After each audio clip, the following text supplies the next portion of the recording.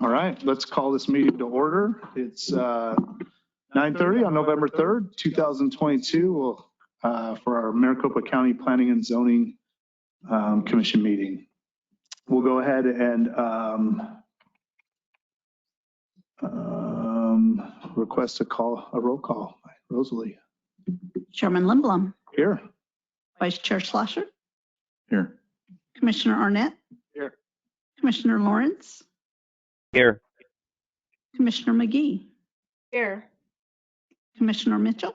Here. Commissioner Hernandez. Here. Commissioner Dan Zeisen. Here.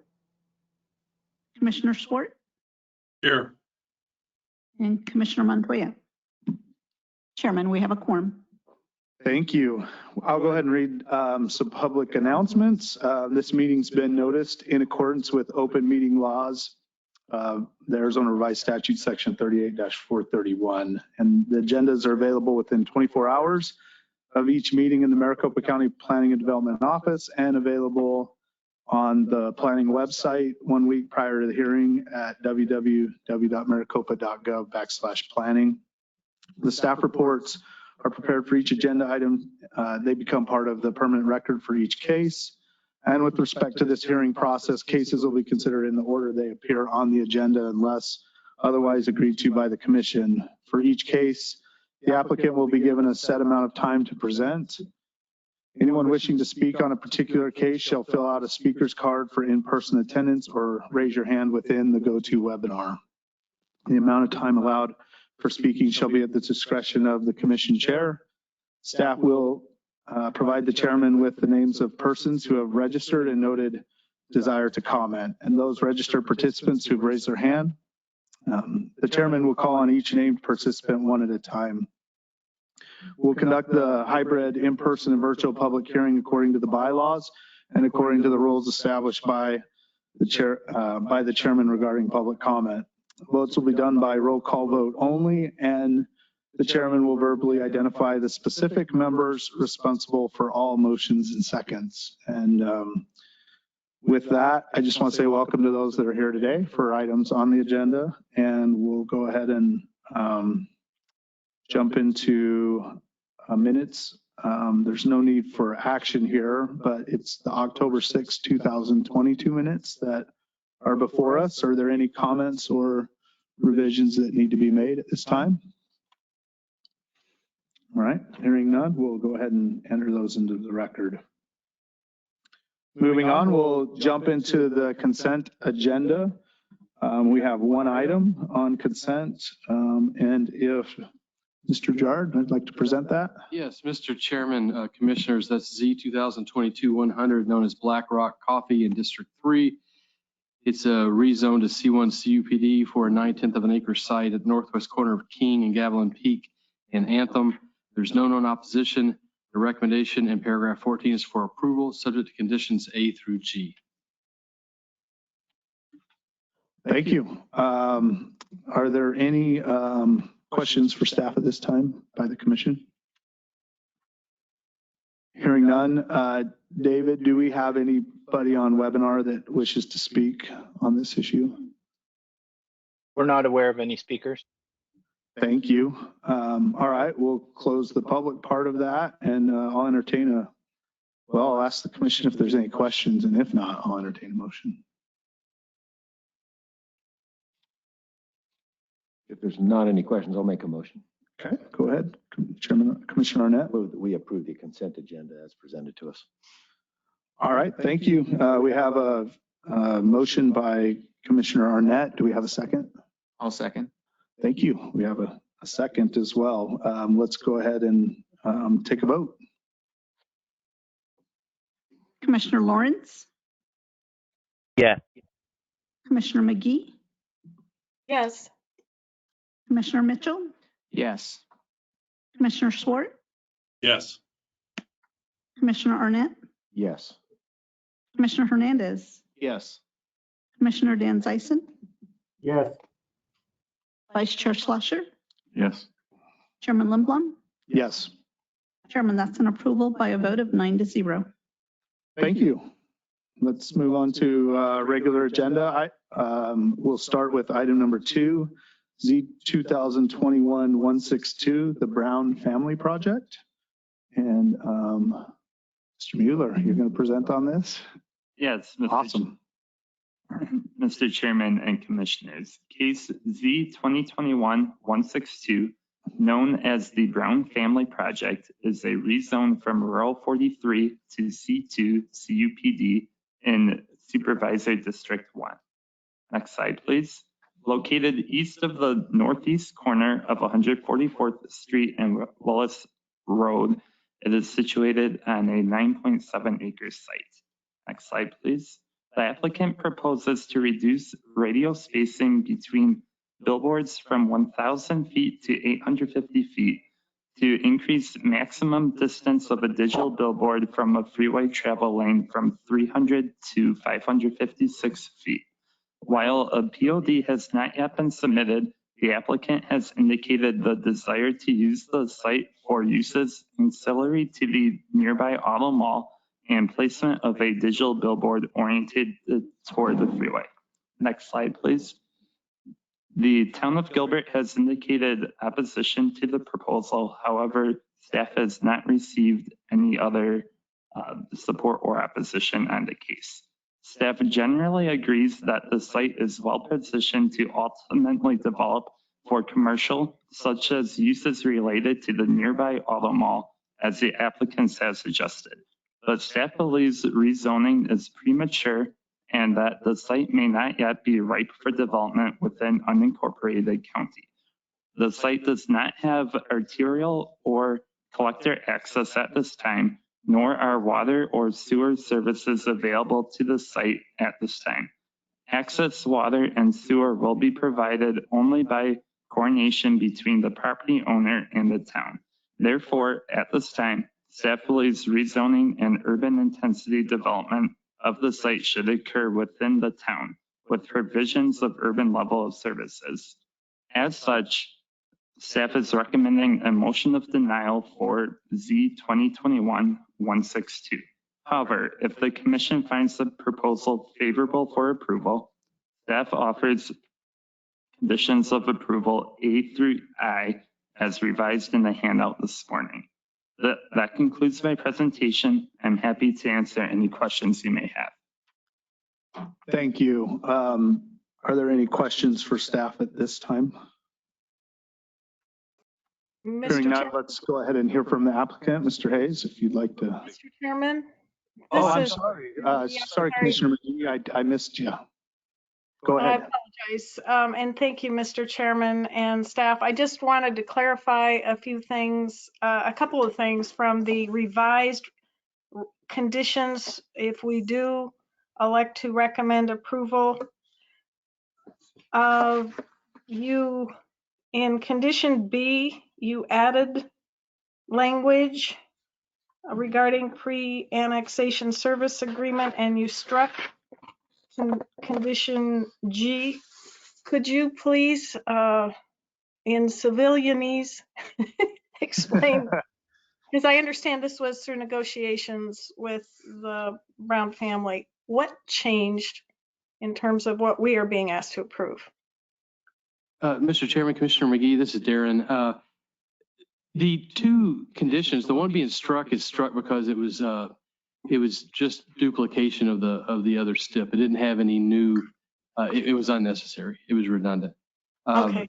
Then the clarifying language added to stip B was simply to note that, so we're calling for water and sewer to be provided prior to a plan of development, but there are certain uses that could be subject of a plan of development that if the department determines water and wastewater are not, services are not required, we can go ahead and approve that plan of development prior to any annexation or will serve letter for water and sewer. And was that a negotiated agreement with the applicant? Mr. Chairman? Yes, there were discussions with the applicant's representative, yes. Or property owner's representative, yes. Okay, and Mr. Chairman, just a couple more. Go ahead. Thank you, and I don't know if these are appropriate questions for staff or the applicant. I wanted to ask about the letter of opposition from the mayor, Mayor Peterson, where in her final paragraph, she denotes that there was enormous opposition to this amendment.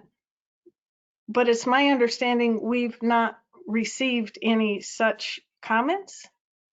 Can you clarify that? Yes, Commissioner, we did receive the letter of opposition from Town of Gilbert.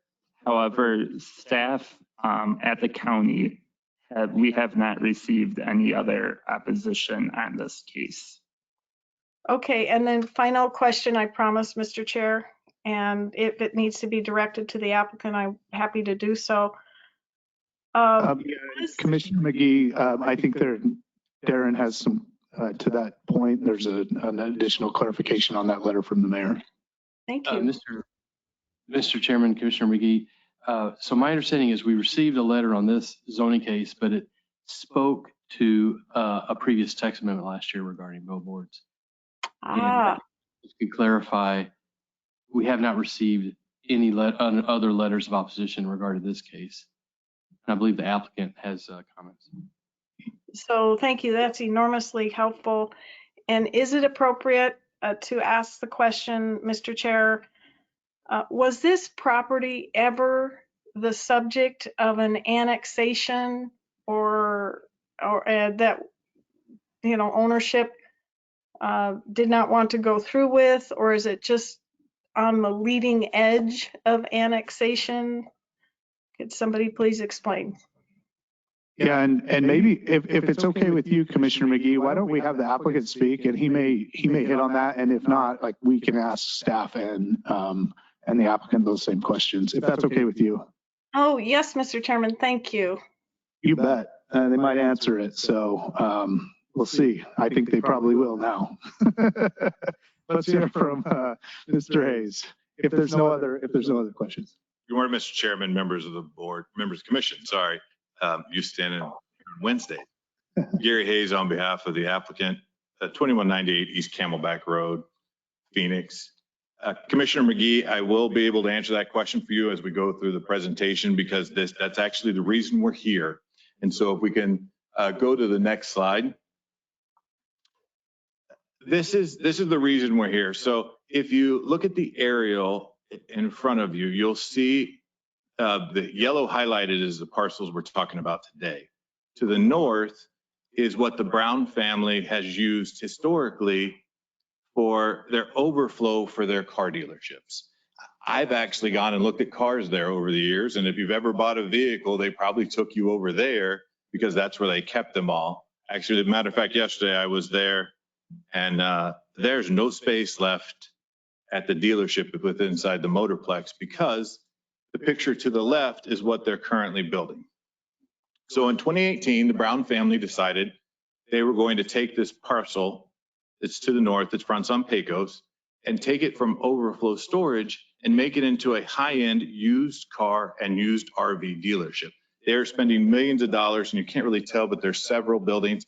And those of you that have spent much time out there, this is the parcel that has the 3 silos on it. So when you're driving down Pecos for, decades, as long as I can remember, there's been those 3 silos. So that's this parcel. So what happened is when they went through this process, they can't use the parcel they've historically used for their storage, so they got the parcels to the south. And so now they control, through the family, from Pecos all the way down to Willis in that box. And Commissioner McGee will talk about some of the things that occurred in the 2018 general plan, as well as the rezone for that parcel, because the parcel to the north is in the town of Gilbert.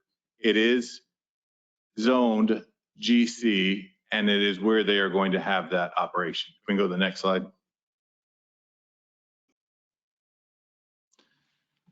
Next one. So this shows where the county is in relation to it, and it also shows where the town of Gilbert is. So if you go to the next slide. And this is the town of Gilbert's general plan. As you can see, the red star is where we're talking about, and It is just directly south of where the town has changed this parcel to the north to general plan. If we can go to the next one. And then existing zoning map, one more. Okay, so in 2018, well, actually I can go back a little bit further than that. In about 2017, I got a call from a developer who had the parcel 2 over from this. And the developer wanted to make it residential. So I called then Mayor Daniels and said, Mayor, what do you think? Let's make this residential because it lines up with Spectrum Way, which is residential across Pecos. Mayor said, makes sense to me. So I talked to staff and staff said, no way, no how. This entire area is going to be basically taken care of and supporting the motorplex because that's what the town wants to do and that's what we're doing.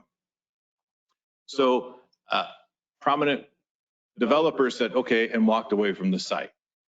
About that same time is when the Brown family filed their general plan amendment as well as their rezone.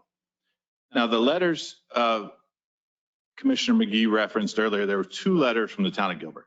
The first letter from the mayor was in reference to the text amendment that the board approved in October, Darren?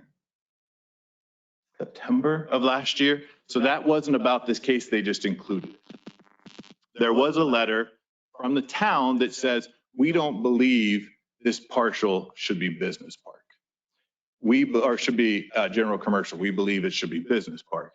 However, as you can see in front of you, Amy Timms, who's the senior planner at the time for the town of Gilbert, goes on to say things like, this will allow the Metroplex users and other who are interested in planned freeway interchange to develop this area in a more commercial vein. This change will allow any commercial use that's allowed in GC to come into the area and staff is not opposed. She said it will not use for other auto storage, but for other auto services. Same thing we're doing today here. She said a lot of the dealers have been using the vacant sites for storage. With the interchange coming, this area is changing and will be going more intensive than business park zoning. The interchange has come. The interchange is open. It's been open for about a month and a half now.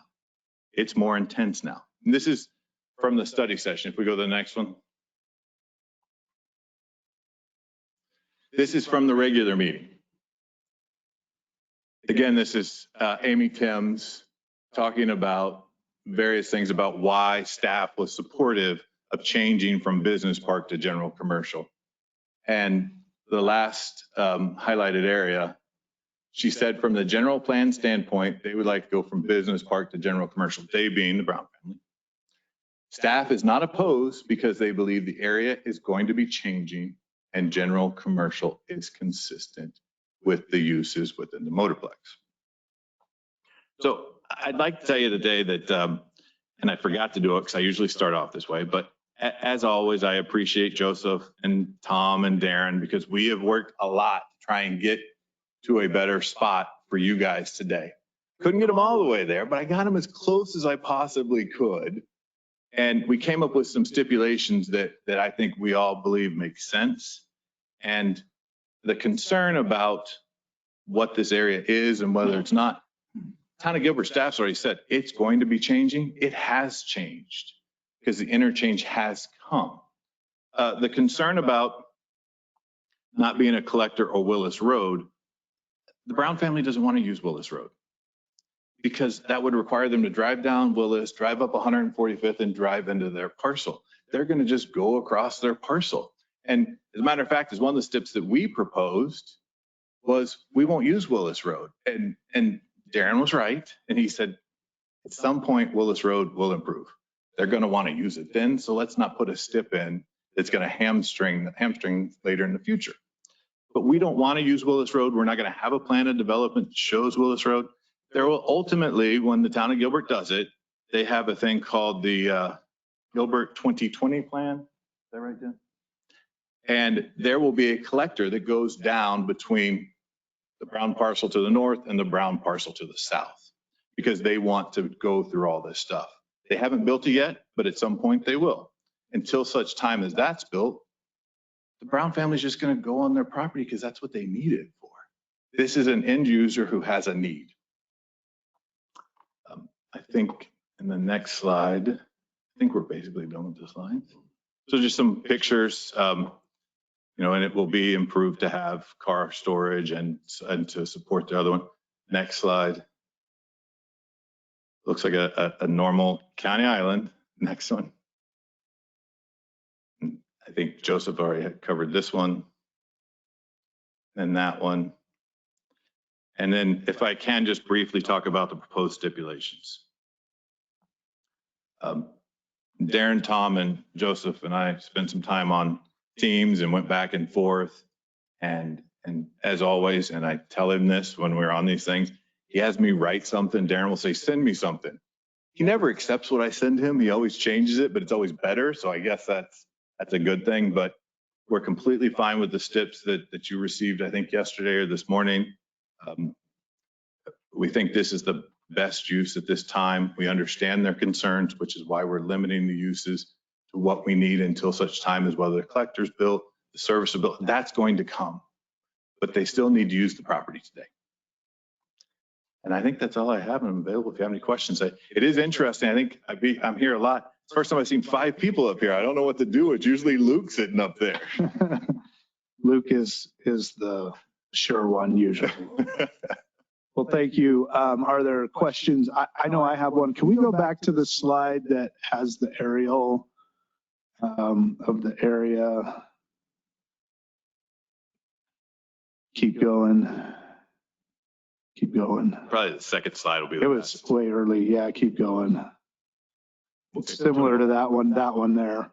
I think there was even another one, but keep going more. There was a more current one. Yeah, that one. The cars, the 2 over, is that the Brown family as well, using that as storage for vehicles? Or is No, that? that's the Richardson family, Okay. Chairman, and they own Santan Ford. Okay. Yeah. I read through the file, and I've also been to the Brown facility to the north, and they're great neighbors to those around. I mean, it's a pretty quiet operation, but I did drive this morning because the Willis component and some of the other, just that being in the back, I wanted to see it. So before coming here, I drove it, and that was one of the questions I had. It does seem that this area is moving into more what, if that was the intent of Gilbert's staff of supporting the motorplex, it does. But that was my question at this point. Is there other questions? I think I have others, but we'll jump to others. Well, Mr. Chairman, Commissioner McGee again. Go ahead, Commissioner McGee. If I may ask a clarifying question of Mr. Hayes, and his presentation was extremely helpful, and I appreciate it. You said the Brown family got this parcel. Does that mean acquired, sir? They did own it prior? Through the chair. Yes, the Brown family, the trust, and other family entities own the parcel that we're talking about today. And Brown, thank you, some of the Mr. other Chairman. members. I'm sorry. Mr. Chairman, quick follow-up. Yes. So it wasn't so much got as they acquired it. They purchased it, correct? Through the chair, yes. Yes, they own it. Thank you so much.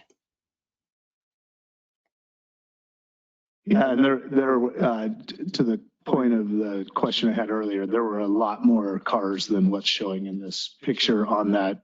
Did you say the Richardson property, Santan Ford property? Yeah. Through the chair, yes. And I think this picture was taken recently because you see the construction already starting. But I've been on the Brown property when it is from the very Pecos all the way to the back. It's just chock full of cars. And, we have issues with keeping cars on car dealerships. Now they're coming more, but I was just there yesterday at the dealership, and they're parking cars in the drive aisles now because there's no parking spaces and they don't have room. So, Well, that's a good thing. There was a time thing. there were no cars. Yes, on car exactly. dealerships. So, I shared a lot of the concerns that staff had with infrastructure.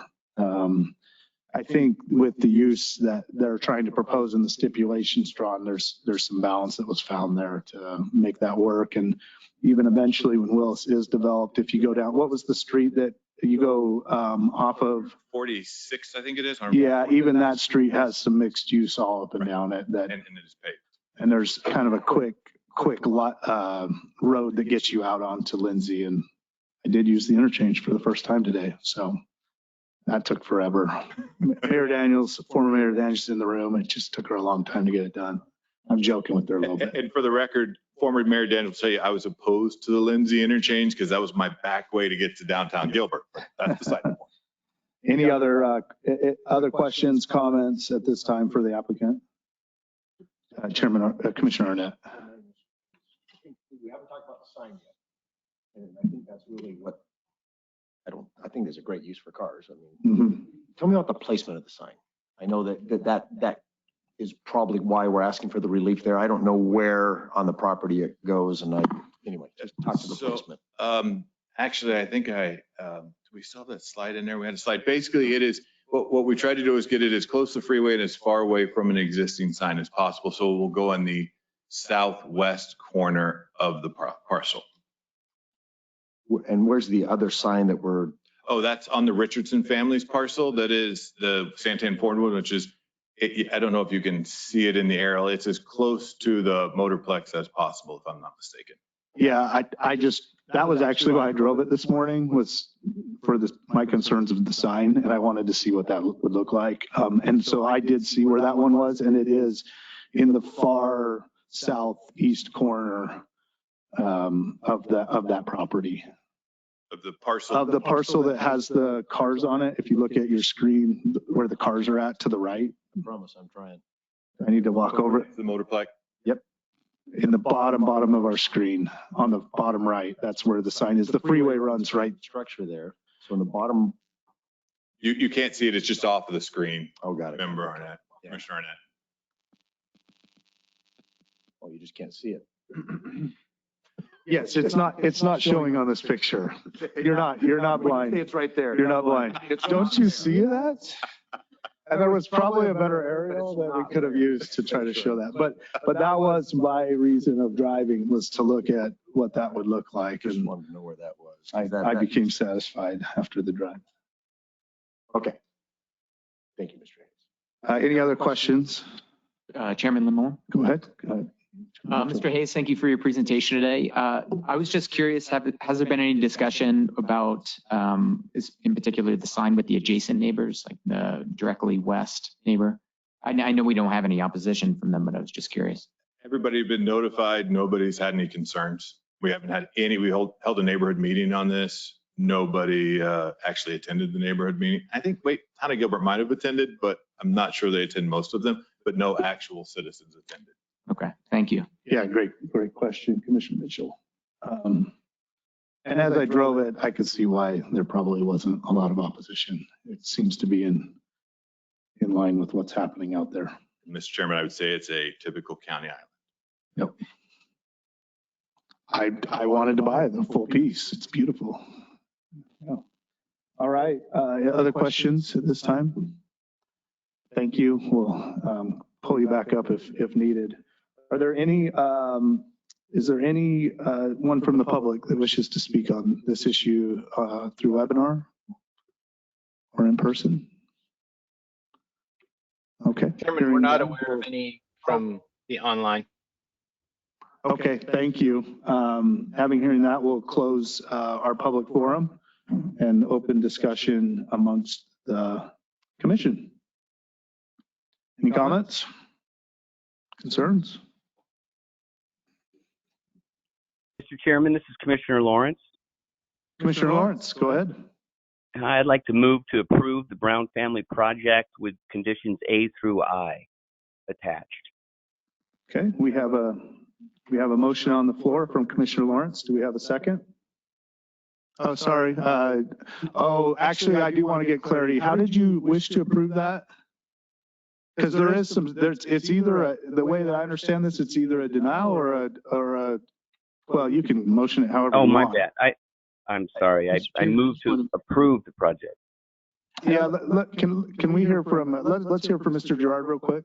Mr. Chairman, I just want to make sure the motion was For approval, subject to the stipulations as listed in the handout. Yes, and I appreciate that clarification because I jumped very quickly there. So That's right. That's my intent with the So- stipulations. okay, the A through, was it I? A Okay. through I. Yes. All right. So we have a motion on the floor from Commissioner Lawrence for a motion to approve subject to the conditions A through I. That's better. Thank you for keeping Chairman, us straight. this is Commissioner McGee, and for the record, clarify that these are the revised conditions. I know everybody's talking about a handout, but I'm an animal, I have two. Let's get this right. So that is his intent. And you can speak differently if that's the case, Commissioner Lawrence. That is my intent. The most recent conditions as All right, presented today. revised conditions before us on the handout, handed to us that I'm holding in my hand. There we go. I think that's as clear and that you each have in front of you. All right. Do we have a second? Mr. Chairman, I'll second. All right. Thank you, Vice Chair Slosser. We have a second by him. Let's go ahead and do a roll call vote. Commissioner Lawrence, Yes. Commissioner McGee, Yes. Commissioner Mitchell, Yes. Commissioner Swart, Yes. Commissioner Arnett, Yes. Commissioner Hernandez, Yes. Commissioner Dan Zeisen, Yes. Vice Chair Slasher, Yes. Chairman Limblom. Yes. Chairman, that's an approval by a vote of 9-0. Thank you. And I do want to thank the applicant and the staff for working together to get a solution there that seems to work. So appreciate it.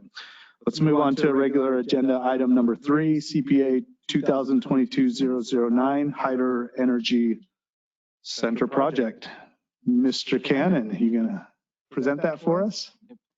Thank you, Chairman and Commissioners. Adam Cannon, Planning and Development. Case CPA 2022-009 is for the Hyder Energy Center project in Supervisor District 5. Next slide, please. The site is approximately 1,997 acres, zoned rural 190 and generally located between I-10 to the north, Broadway Road to the south, Yuma Maricopa County line to the west, and 491st Avenue alignment to the east. Next slide. This request is a major comprehensive plan amendment to change the land use designation in the Vision 2030 Maricopa County Comprehensive Plan from rural development area to utilities. And ultimately, that would allow the applicant to apply for a future zone change in plan of development for a photovoltaic solar development following a determination today. It's a couple things to note about major comprehensive plan amendments. They're only heard once per year per state law, and that the comprehensive plan amendment doesn't confer any entitlements. It's just a land use designation change. And so they're not required, the applicant, to submit a precise plan of development at this time. The applicant has responded to and coordinated with state and local agencies such as Arizona Game and Fish, SHPO, and the Tohono O'odham Nation to ensure that there won't be any disparate impact to cultural resources or wildlife, and has committed to adhering to Arizona native plant regulations. And comments from those agencies would be addressed during the zone change and plan of development stage. The applicant also responded and coordinated with Luke Air Force Base, which stated that the CPA would not affect flying operations, but reserved the right to comment on a future plan of development and zone change. They did also undergo the DoD clearinghouse review. You may recall last year the commission had some questions about that. So the DoD had commented after that review that the proposal may impact flying operations, but also clarified that that was specifically related to construction and the use of cranes. And the applicant agreed to comply with any DoD comments received in regards to the construction process. Staff also received 3 letters from adjacent jurisdictions with no concerns. The applicant held a public meeting with 9 citizen attendees and received general questions about infrastructure and the technical details of energy generation. And so in our findings, staff is recommending approval of the request with the conditions outlined in the staff report. Staff believes that the site and location are suitable for future solar development, that the development will have a positive economic benefit in the potential creation of 250 to 350 construction jobs per phase, up to 5 construction phases, and will have an environmental benefit in promoting renewable clean energies. And it's for those reasons staff finds the request consistent with the comprehensive plan. And at this time, I'd be happy to answer any questions. Thank you, Mr. Cannon. Any questions at this time for him by the commission? Chairman Arnett, I'm going to call you Chairman all day. Commissioner Arnett. Whatever works for you. Yeah.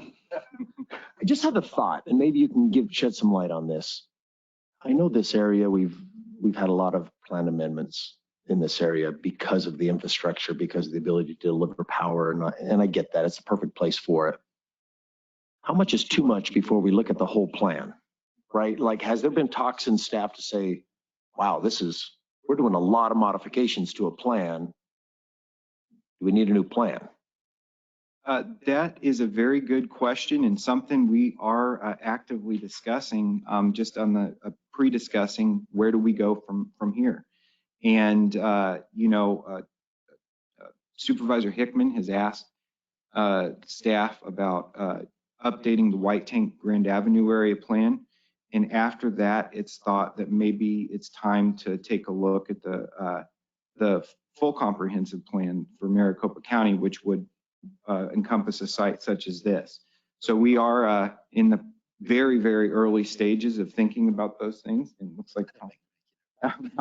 like Tom wants to say something. So I think somebody wants to talk. I'd love to, yeah. Yeah, go ahead. Mr. Ellsworth. Mr. Chairman, members of the board, that's a good question. Adam is correct. We're in the process of selecting a consultant for the White Tanks area plan for the Far West Valley in and around this area. And as part of the countywide strategic planning effort that happened in the last year, the update to the overall comprehensive plan is also part of that. It's anticipated that will occur within the next 4 to 5 years. We'll probably be starting on that in the next couple, by the next fiscal year. So both of those efforts are in the plans and in process. Perfect. Great. I knew you'd be on it. When you start making, we see a lot of these, right? And we have in the last few years. It seems like there's kind of a trend, and maybe so it sounds like you're going to address that. And anyway, I don't know that affects this case for me, but Sure. No, I'm glad you brought it up. It's taking on a new feel than what it was when we came up with that initial plan. So it's true. Yeah, great question. Thank you. Other questions? Hearing none, we'll hear from the applicant if they'd like to speak, if they're here. Do we have an applicant here? Or no applicant? Do we have anyone wishing to speak? Chairman, I have Erin Cozart on the webinar. I have her unmuted, he or her, sorry. And I have Erin unmuted. They need to unmute on their end. Okay. To be able to talk. There you go. Hi, everyone. This is Erin Cozart here. No further comments at this time, other than, thank you for reviewing our application. Thank you. And just to clarify, did you say you don't have anything additional to add to Mr. Cannon's? It was a little bit hard hearing you right there at the beginning. Yeah, sorry about that. Yes, no further comments at this time. Okay, thank you. Is there anyone on the commission that has a question for the applicant, for Erin? Okay, hearing none, we'll go to the public side if there's anyone wishing to speak in support or opposition. Daniel, do we have anybody online? I'm not aware of anyone online that wishes to speak on this case. Okay, and no one here in person, correct? All right, great. We'll close the public side of things and open this up for discussion amongst the commission.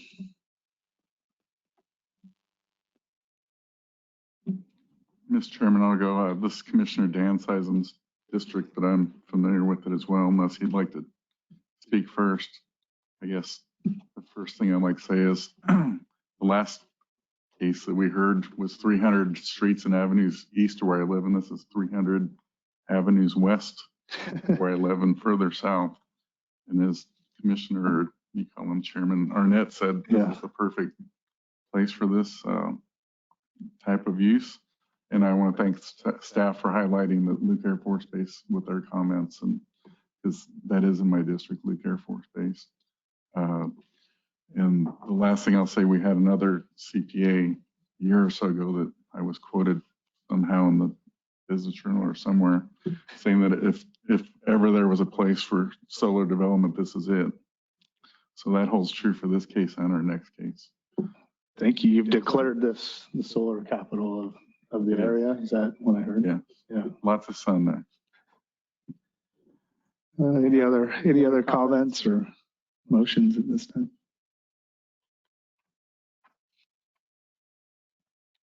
Entertain a motion if there's no comments. I guess since I'm the only one that All right. doesn't like to speak, but I'll speak. I All right, guess. Vice Chair Slosser. I make a motion to approve case CPA 2022-009 as presented. All right, we have a motion to approve as presented as presented by the staff. And do we have a second? I'll second it. All right, Commissioner Dan Zeisen was the second. Let's go ahead and do a roll call vote. Commissioner Lawrence, Yes. Commissioner McGee, Yes. Commissioner Mitchell, Yes. Commissioner Swart, Yes. Commissioner Arnett, Yes. Commissioner Hernandez, Yes. Commissioner Dan Zeisen, Vice Chair Slasher, Yes. Chairman Lindblom. Yes. Chairman, that's an approval by a vote of 9-0. All right, thank you. Let's go ahead and jump into item number 4, CPA 2022-010. I don't know, Harquahala Sun 3. Thank you, Vice Chair Slosser. And we'll have, who's presenting that today? Mr. Cannon as well? All right. Thank you, Chairman, again, Commissioners. Case CPA 2022-010 is for Harquahala Sun 3, excuse me, in Supervisor District 5. Next slide, please. The site is approximately 9,033 acres, zoned both rural 43 and rural 190, and generally located between Lower Buckeye Road to the north, Elliott Road to the south, 539th Avenue to the west, and the 487th Avenue alignment to the east. And this request is also a major comprehensive plan amendment to change the land use designation in the Vision 2030 Maricopa County Comprehensive Plan from rural development area to utilities. And this also would allow the applicant to apply for a future zone change and precise plan of development for a photovoltaic solar site in battery storage.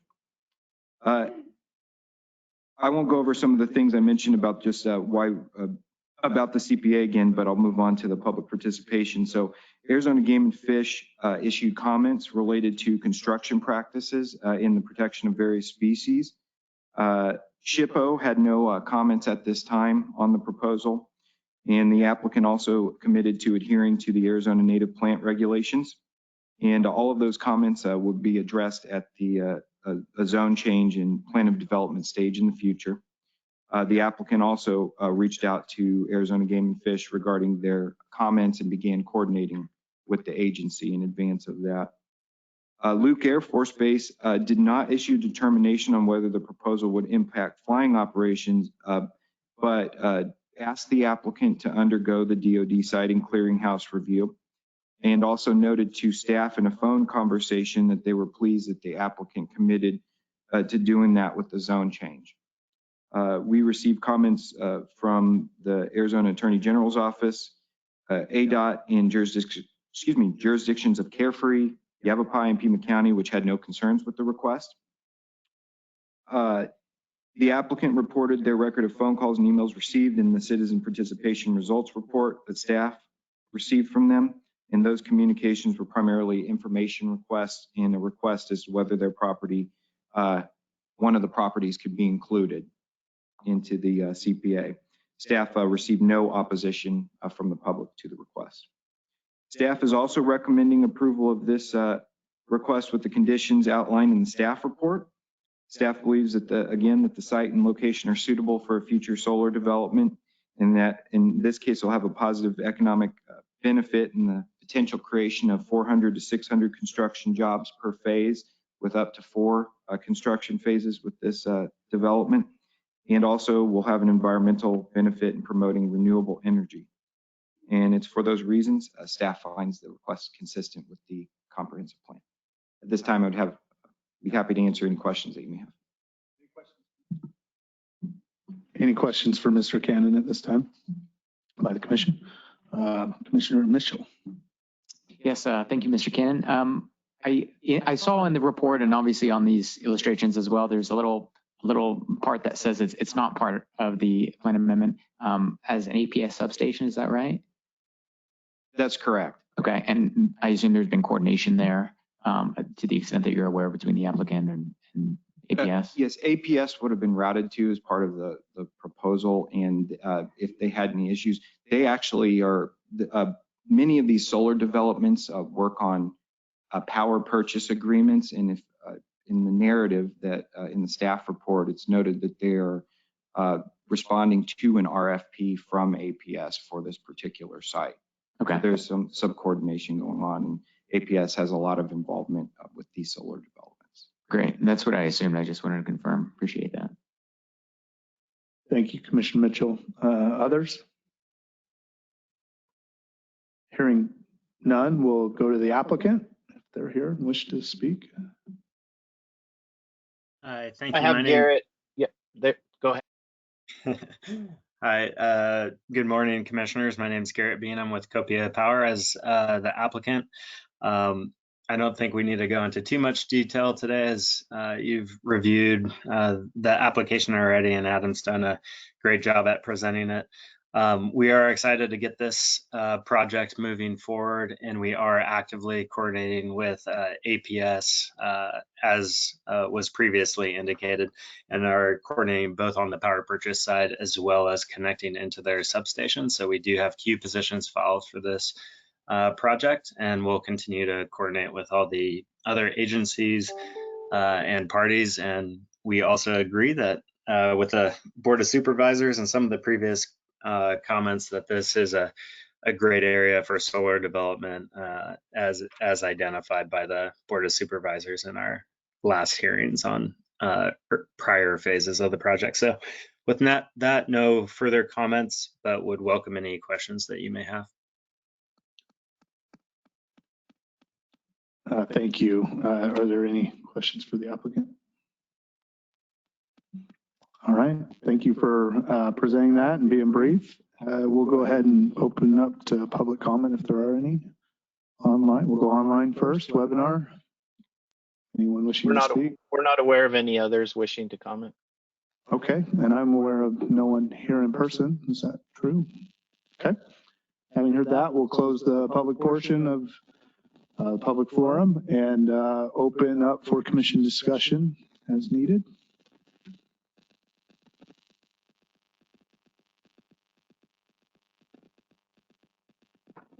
Hearing none, does someone like to make a motion? Mr. Chairman, to speed things up, I'll basically echo my comments from the last case and make a motion to approve CPA 2022-010 as presented. Thank you. We have a motion to approve as presented by Vice Chair Slusher. Is there a second? I'll second. Was that Commissioner Dan Zeisen?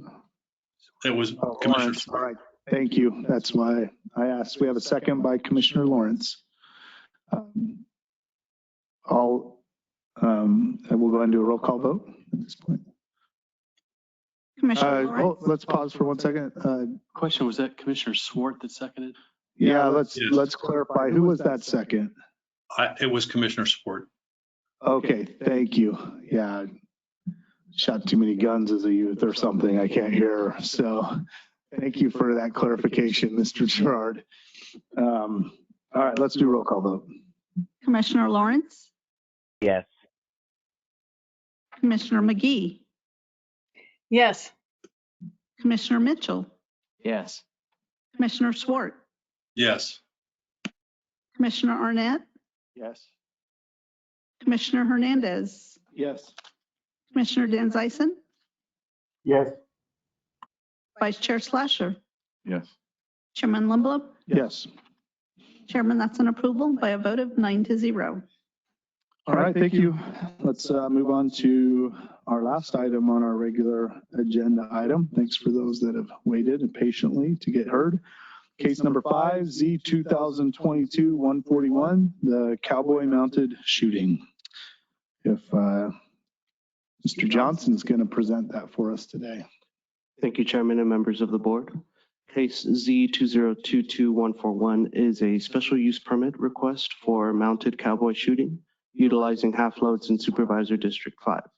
The site is located at 3499 North 359th Avenue in the Tonopah area. The site is zoned Rural 43 and is approximately 4.7 acres.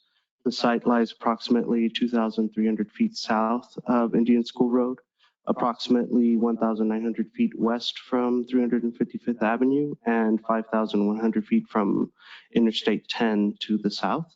And the site is adjacent north vacant state trust land.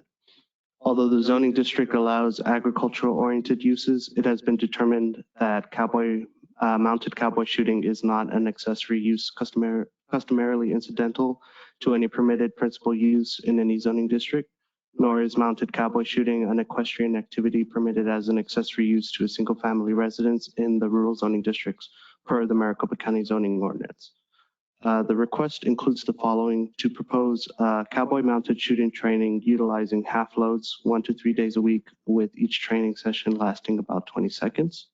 The request would accomplish the following: allowing the proposed mounted shooting as part of the applicant's overall horsemanship training from her arena. Because of the open desert and rural nature of the neighborhood, staff finds that the sound of a firearm can potentially permeate throughout the neighborhood, as there is a lack of natural sound barriers like mature trees, solid fences, houses, and accessory structures between the applicant's training arena and the rest of the neighborhood. However, the same argument can be made with any other nuisance sound, such as dogs barking or general ranching. However, the neighborhood itself is equine oriented. Staff takes neighborhood context into consideration with this request, as the neighborhood itself already has established agricultural, ranching, and equine oriented uses. The owner's site is adjacent south of a 5-acre property designated agricultural exempt for a miniature horse operation, and another property operating a horse boarding and RV camp, frequently holding equine sport training approximately 662 feet north of the owner's site. The owner has followed through on mitigating any negative impacts to the neighborhood by changing the ammunition type used to half loads, which are a quieter alternative to the normal rounds used, and changing operations to mitigate Arizona State Land Department concerns. However, staff notes 8 developed properties on acre lots to the northwest of the applicant's training arena along Weldon Avenue that have no other barriers to sound between the land and the arena, and these homes are primarily open desert. Finally, staff would like to note that a number of letters of support and opposition have been received since the publishing of the staff report, and a total of 19 letters of support were received, and a total of 9 letters of opposition were received. Given neighborhood context and existing development patterns, approving the use for a period of 10 years will give the owner an opportunity to make a living while demonstrating to the neighborhood that the use remains appropriate and maintains a harmonious rural residential environment. Further, the state can release state trust land abutting the owner's arena for development at any time within the 10-year approval period. So staff recommends the commission adopt a motion recommending that the Board of Supervisors approve Z 2022-141, subject to the following conditions A through G. At this time, I'll be happy to answer any questions. Thank you. Any questions at this time, Mr. Johnson? Okay, hearing none, let's go ahead and hear from the applicant, if they're here.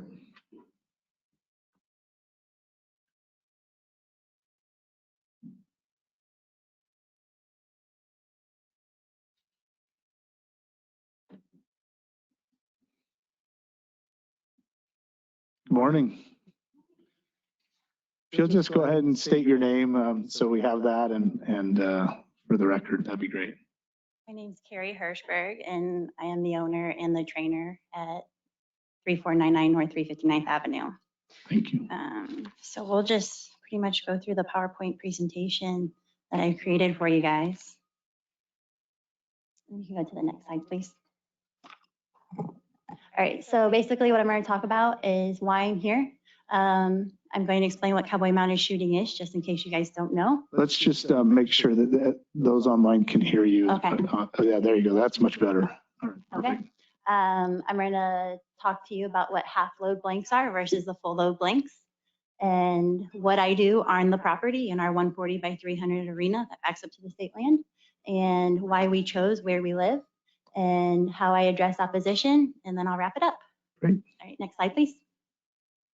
Okay, so basically, I'm here today because of working with the county. So whenever we moved out to 3499 North 329th Avenue in Tonopah, Arizona, all the way out there, we did not know that cowboy mounted shooting, that there was an ordinance against cowboy mounted shooting. We came from Lehigh, Center Mesa, where they welcomed us there with practicing for mounted shooting or training for mounted shooting. So we moved all the way out to Tonopah in an area that has a lot of proper entitlements for horse equestrian sports and uses.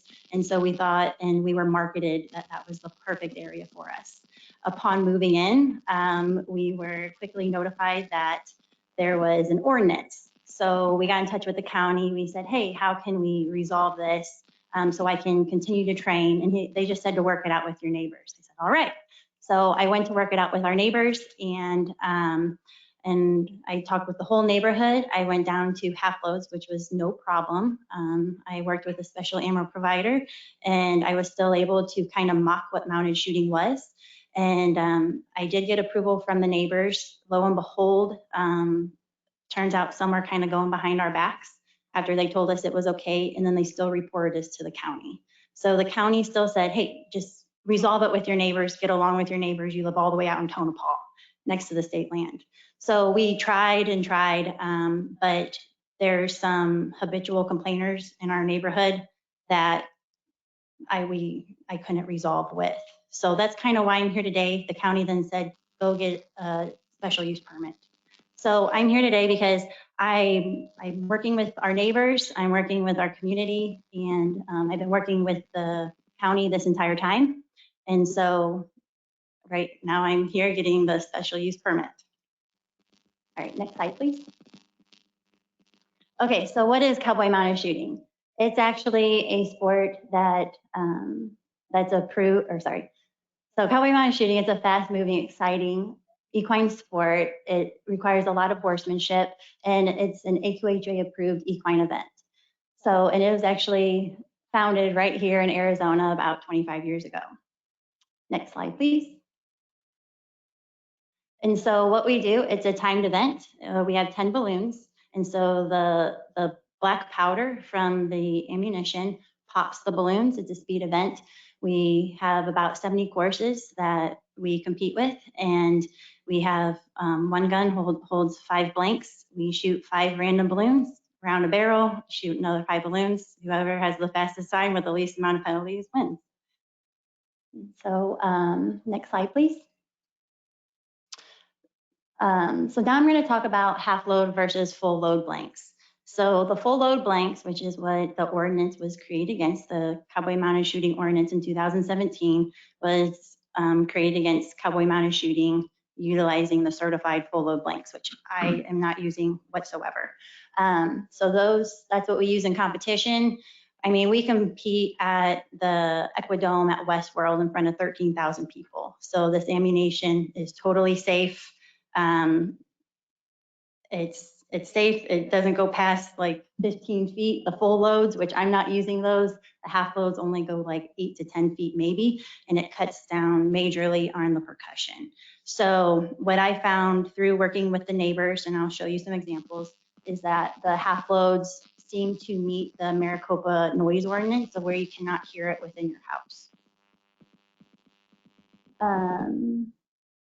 So through using the half loads or less, just the half loads seem to work with the neighborhood, is I am still able to provide the mounted shooting experience to my training horses and training students. So we found that it was a win-win. I really only do it 1 to 3 days a week. Just like any sport, you're not going to do it constantly. It's very physically grueling for the horse and the rider to actually do the sport. And every shot is 70 cents. So there's 10 rounds. We have 10 rounds and for each run. So that's $7 every single run. So you can just understand that it's not something we do all day nonstop. And I'll go on to my training methods in a little bit. And so I wanted to show you the difference between a half load and a full load. So this is a full load. This is certified. This is what we all use in competition. This is not on my property. This is what I use, this little bitty half load. So it cuts down on the percussion, and but we're still able to pop a balloon with it, but it's neighborhood friendly. Next slide, please.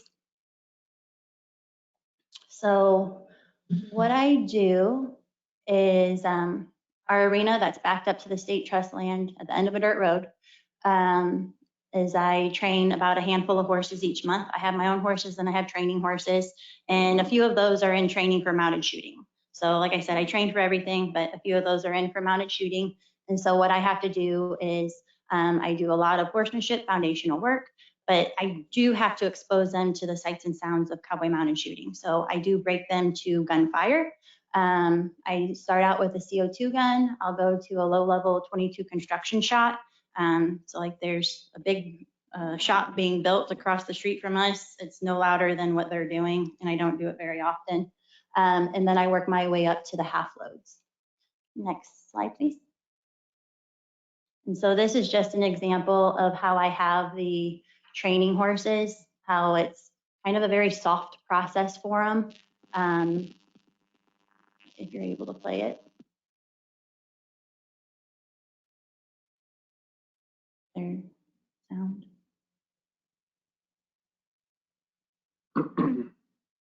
Is there sound that goes with this? I clearly can't.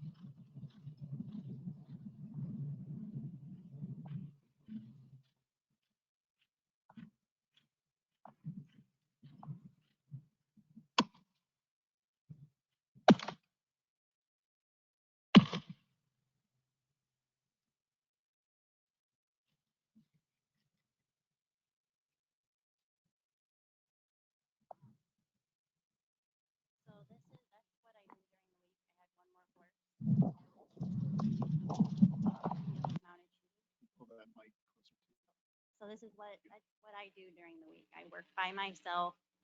The only time I leave my house is whenever I take my 6-year-old to school.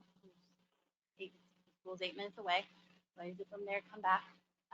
So that's what I do during the week. I work by myself. I just have my training horses that I work. I just have a small business that I work from home with. So that's usually what I have is about 3 mounted shooting horses at one time at the house. So that's all I'm asking to do, is just to be able to kind of mimic what mounted shooting is through using the half loads. You can see we're backed up to the state land. That video was taken right next to, like, that was my 6-year-old taking the video right in the arena with me. And during the week, I do also offer private lessons. Those are usually just horsemanship based. And then on the weekends, if we're not out competing, we are very competitive and heavy. We also host events ourselves in the Valley. And so I do host clinics on the weekend if we are home. We're getting to the winter time where we're pretty much going to be competing every weekend. It's our season coming up. But so whenever I do host events, whenever I do host clinics, they are about 3 hours long. That's about all the students can endure. I have a few here, they can attest to it. They're sore the next day and tired. So I focus on horsemanship. So what I do, it's not a practice facility. So what I do is I'm very horsemanship focused. Everybody comes to me, they pay me so they can learn to get better, to become better horsemen, be safer and more effective riders, and be better competitors to win. So first we go through horsemanship, we go through drills, and then we dry fire the patterns. Everybody's learning the patterns. There's almost 100 patterns. So they're all new to the sport. They're all learning the patterns. We go through all of that. We take all that time. And then like the remaining 20%, we do engage with the half loads. And so we'll do only a total of 2 patterns. And they'll usually, of those 2 patterns, they'll usually run only 3 times. So the goal is to get it right the first time, do right by themselves, right by the horse, and walk away on a good note. So it's not just a constant thing. If we start in the summertime, we were done by 10:30 every day, and I wouldn't start shooting till 9. So that's kind of what my training, that's really all I'm asking for, is just to be able to do that little bit of in-home stuff I do during the week, and then do a few clinics here and there on the weekends whenever our schedule allows for it. All right, next slide, please. And if you could try to get us through this next part Yeah. as quickly as possible, that'd be great. Okay. A couple of So us are why we under moved time. out there, we moved out to Tonopah. We moved out to a specific equine community that has a lot of proper entitlements for equine uses. So a big selling point was that there was a horse camp right down the street from us. It's absolutely packed full in the wintertime, and that I've actually had clients stay there before, and they would just ride down to my place and take horsemanship lessons. That was before I could even shoot there. There's a lot of 5 to 10 acre parcels. All of them are for equine purposes. And the property just to the north of us is actually an ag exempt entitled property for their mini horse use. And so with that, they also have a bunch of heavy equipment that is operating all day long.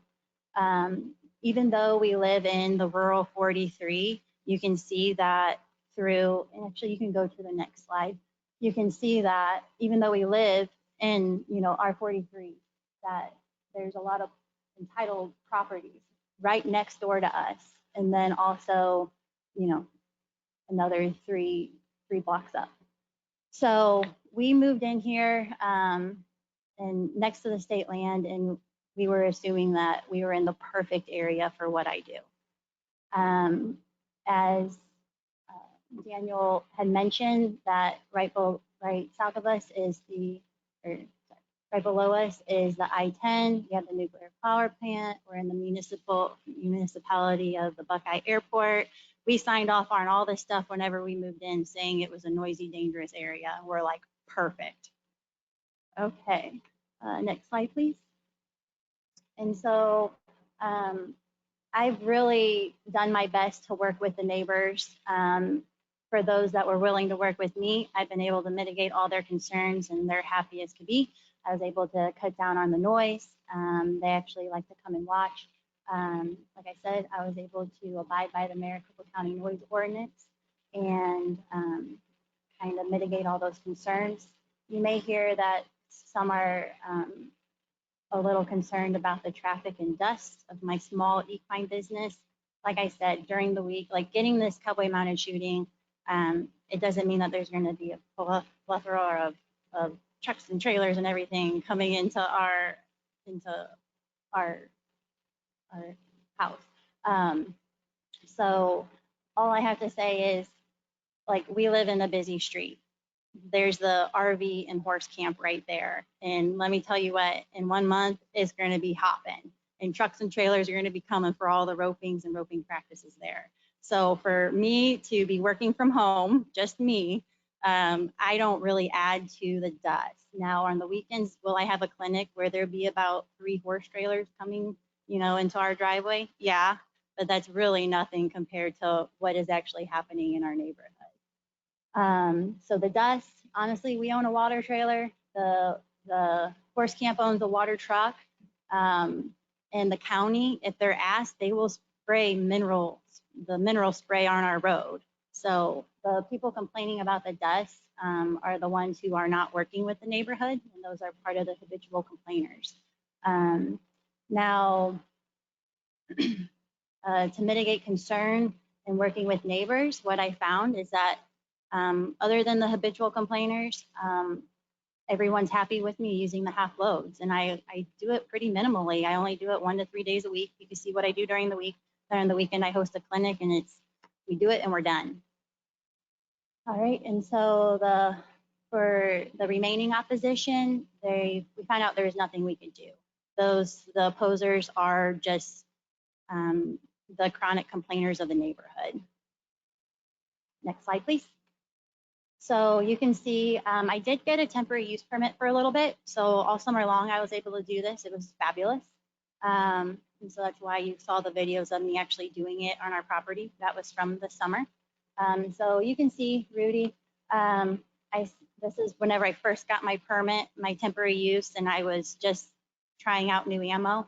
And I said, hey, him and his wife work from home, and they have 2 young kids. One was a little bitty baby. And I knew they were home and they are our nice neighbors, so I could reach out to him. And I said, hey, I'm getting ready to shoot. Let me know if you can hear it. I had a bag and it said half load and it ended up being really loud. And I was like, oh my God, I'm sorry. And so he said he could hear it. So I said, okay, I'm going to try a different load because he said he could hear it. And he's like, but it's fine. We don't mind. I said, no, that's not the point. You're not supposed to hear this. So I got out this one. And he didn't even know I was doing it. So I was like, all right, he didn't hear any of the other horses. I also messaged Michelle, which it was kind of extending an olive branch. She's the one who lives just north of us. That's one of the neighbors that we just, nothing we do will make them happy. So I reached out to her and she actually has the recording, the audio she's gonna use is actually from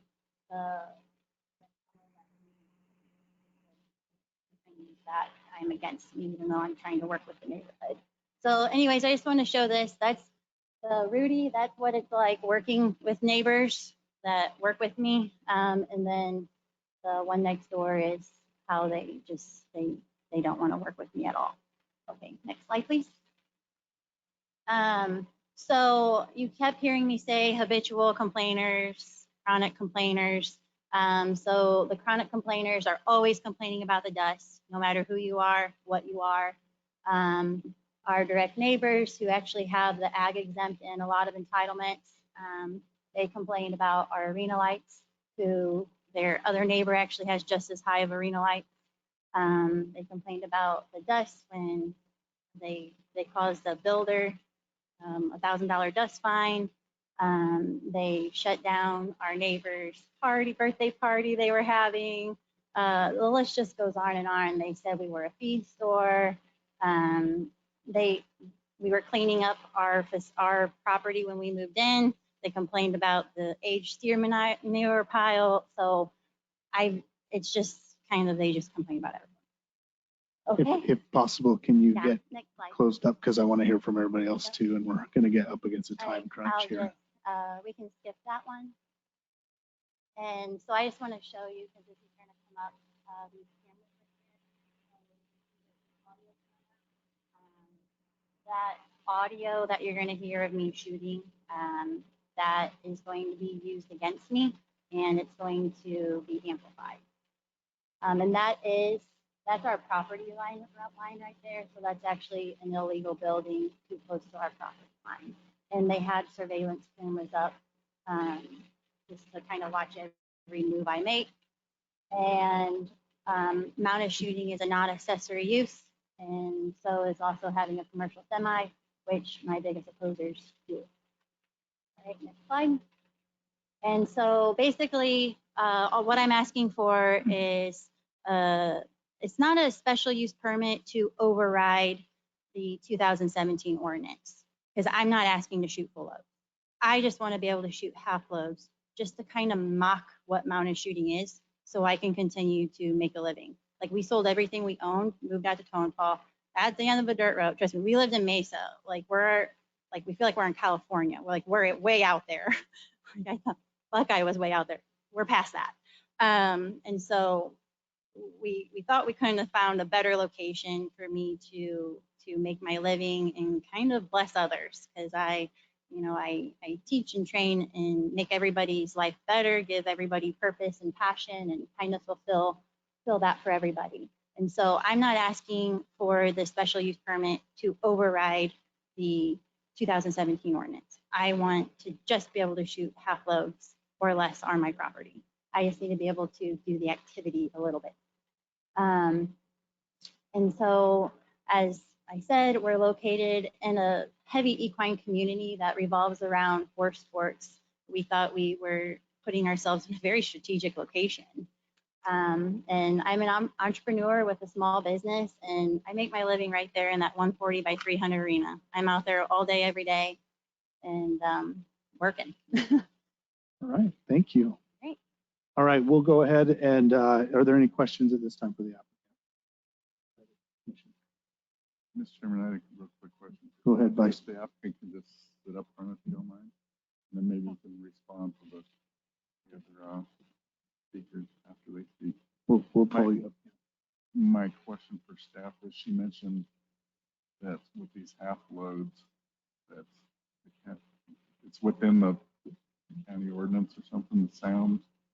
I don't fully understand that, but she's within that range. Mr. Chairman, Commissioner Schlosser, I believe she's speaking in the noise ordinance, and that's enforced by the sheriff, by the sheriff's office.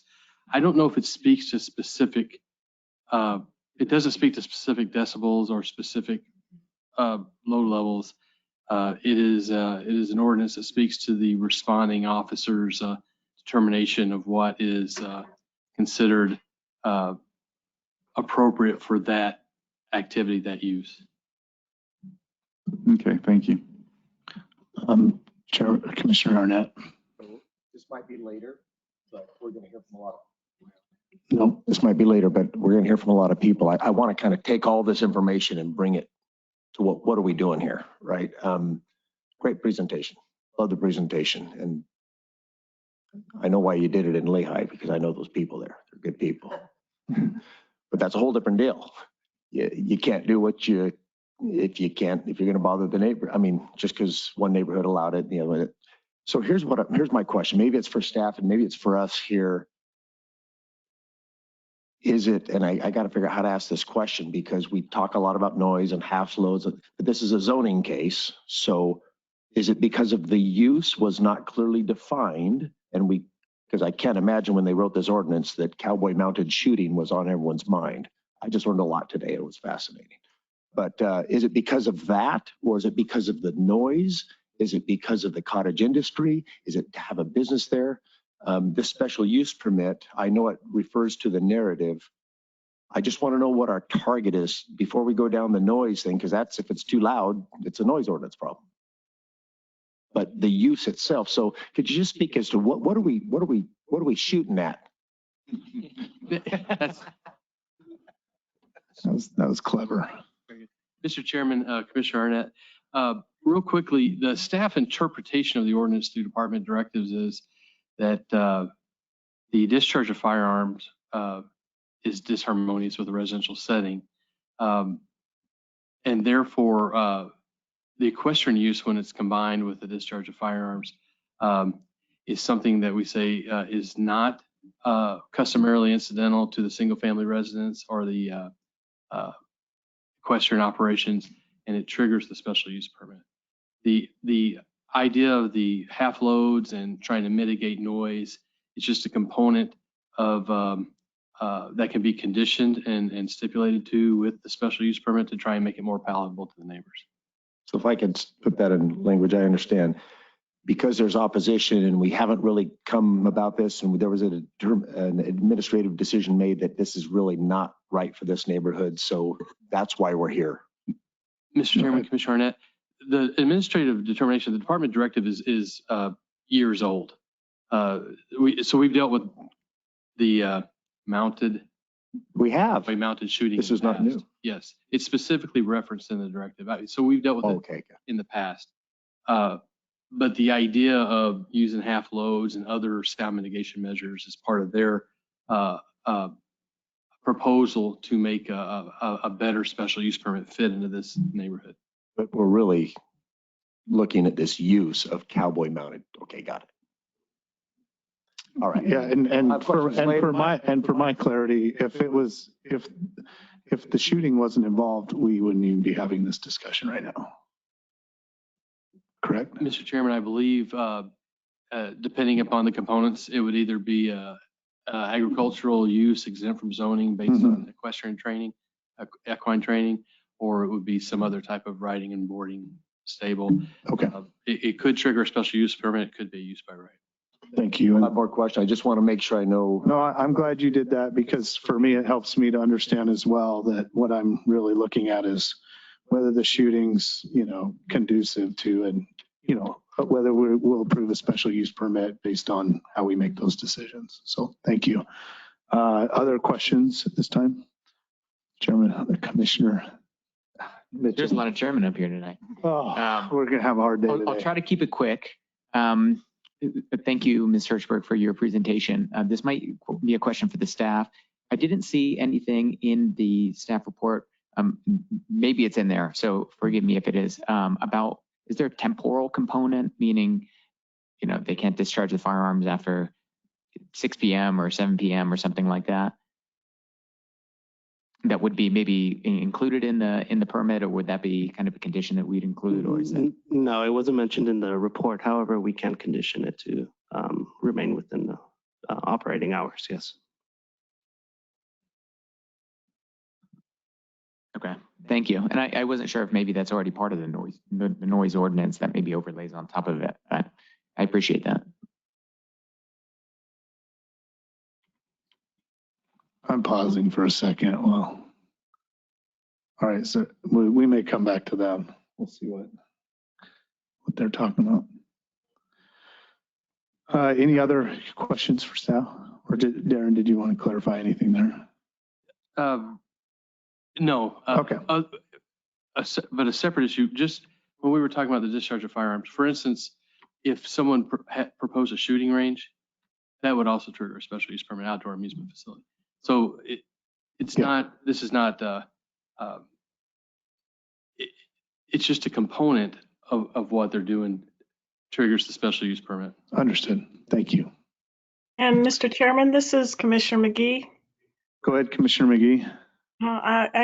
Between Commissioner Arnett and Commissioner Lawrence, I have great questions. So my follow-up is the temporal nature that was raised by Commissioner Mitchell is encapsulated in the recommendations of staff, correct? Did you hear the question? Could you just repeat that last little bit? It died out a little bit. My apologies. The temporal, the times for that Commissioner Mitchell referenced, that's included in the staff recommendation for approval. Is that correct? No, there's There's nothing in there. And Mr. Chairman, Commissioners, we have, there are no stipulations at this time that are temporal other than the validity period expiration of the SUP. Thank you very much. Thank you. If there's not any questions for the applicant at this time, let's go ahead and go to those that wish to speak. We'll start, essentially, let's do it this way. Let's go with those in person. I gave a lot of time to the applicant to talk about and educate us on her activities. And so what I'm going to do, we have two that I have here that are in opposition, and I'll give them each 3 minutes each to talk. And then those that are in support, we'll limit that down to a minute each. And so with that, let's have Sean Hawley come up if you're here. Is that who had their hand up? Okay, come on up. I'm sorry. Thank you for that clarity. We'll go in person and then we'll go webinar after that. So thank you. But yeah, Sean, why don't you come up and yeah, try to limit your comments to about 3 minutes if you can. Thank you. Thank you. My name is Sean Hawley. I live at 3509 North 359th Avenue, directly north of the applicant. As you'll see in the videos that are going to be presented by the person that's online, which is my wife, you'll see that the half loads that she was talking about with the text message, there's more than one day of these. So to say that it was the wrong loads, probably incorrect, but could not be. I did send to Mr. Johnson an email as far as a packet. Did you folks receive that? Yeah, Mr. Johnson, you can speak to that. The handout was not submitted to you all this morning. However, there was mention in my report that there was an additional letter of opposition received from Mr. Hawley and Mrs. Hawley as well. Okay, so we don't have the one you're talking about, but we did receive. Can I speak to it? You bet. Okay. So in the application itself, in the narrative, it's very inconsistent. The overhead video or the overview of the property is incorrect. And I'll go through those, okay? On page 6, states that we have 7 letters of support within a 300-foot area of the subject property. There aren't 7 residences within 300 foot of that property. There are 2, mine and one other. One opposes, myself. I may be incorrect in my measurement because I'm not real sure how the county determines that 300 foot. I don't know whether it's property line to property line, residence to residence, property line to residence, and so forth. There may be 3, okay? Page 6, item 14 states the CPR submitted details all neighbors except our residents support this request. That is also incorrect. The neighbors north of my property oppose the activity, as documented by a letter of opposition by Donna, who was referred to in the last meeting as being crazy by the applicant. The board was rather appalled by that. It's not neighborly. Page 6 on item 14, we never agreed to a half-load demonstration, okay? The applicant was told by myself that we would not agree to participate or agree to anything that violated the zoning laws, nor would we agree to anything that would disturb our neighbors or the neighborhood in general. The shooting continued. We had a law office contact them to let them know that their activities were a violation of the county zoning ordinance. They needed to cease. They continued and contacted the county. That's how this all started. Okay? Yeah, I'll give you another minute as well. Okay. Wow. We got 2 pages. Yep. Hopefully, Mr. Johnson can give this at some point, you know, before it goes any further, so everybody has that and they can actually look at the application. It's quite deceiving, and I don't see how anybody could make a decision on this based on what was submitted because it's incorrect. A lot of discrepancies in it. Our security system does monitor the easement. It monitors our back 5 acres property going forward and that of our neighbors that own another 5 acres behind us. We both have assets back there.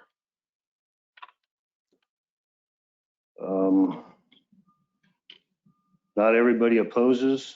Those that have been subjected to harassment.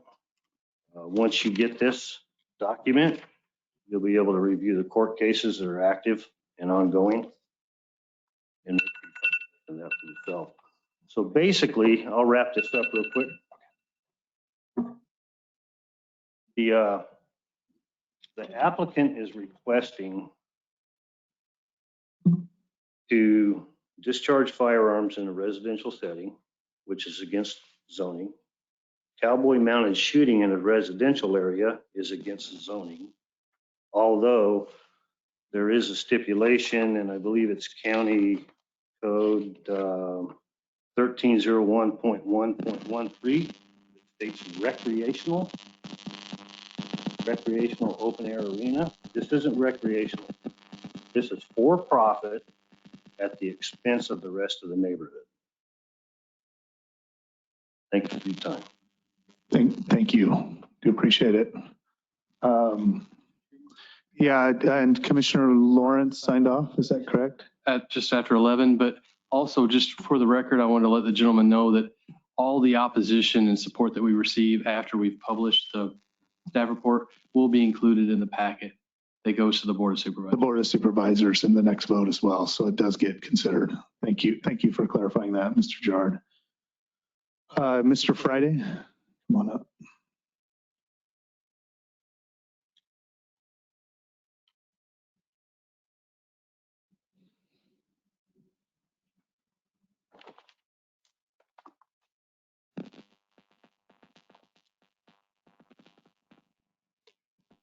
Good morning. My name is Jeff Friday, and I live at 35924 West Weldon Road, and I'm less than 0.2 miles on an odometer from the arena. And until this morning, I didn't realize that I was a chronic complainer. I have no issue with manure or parties. My issue is noise.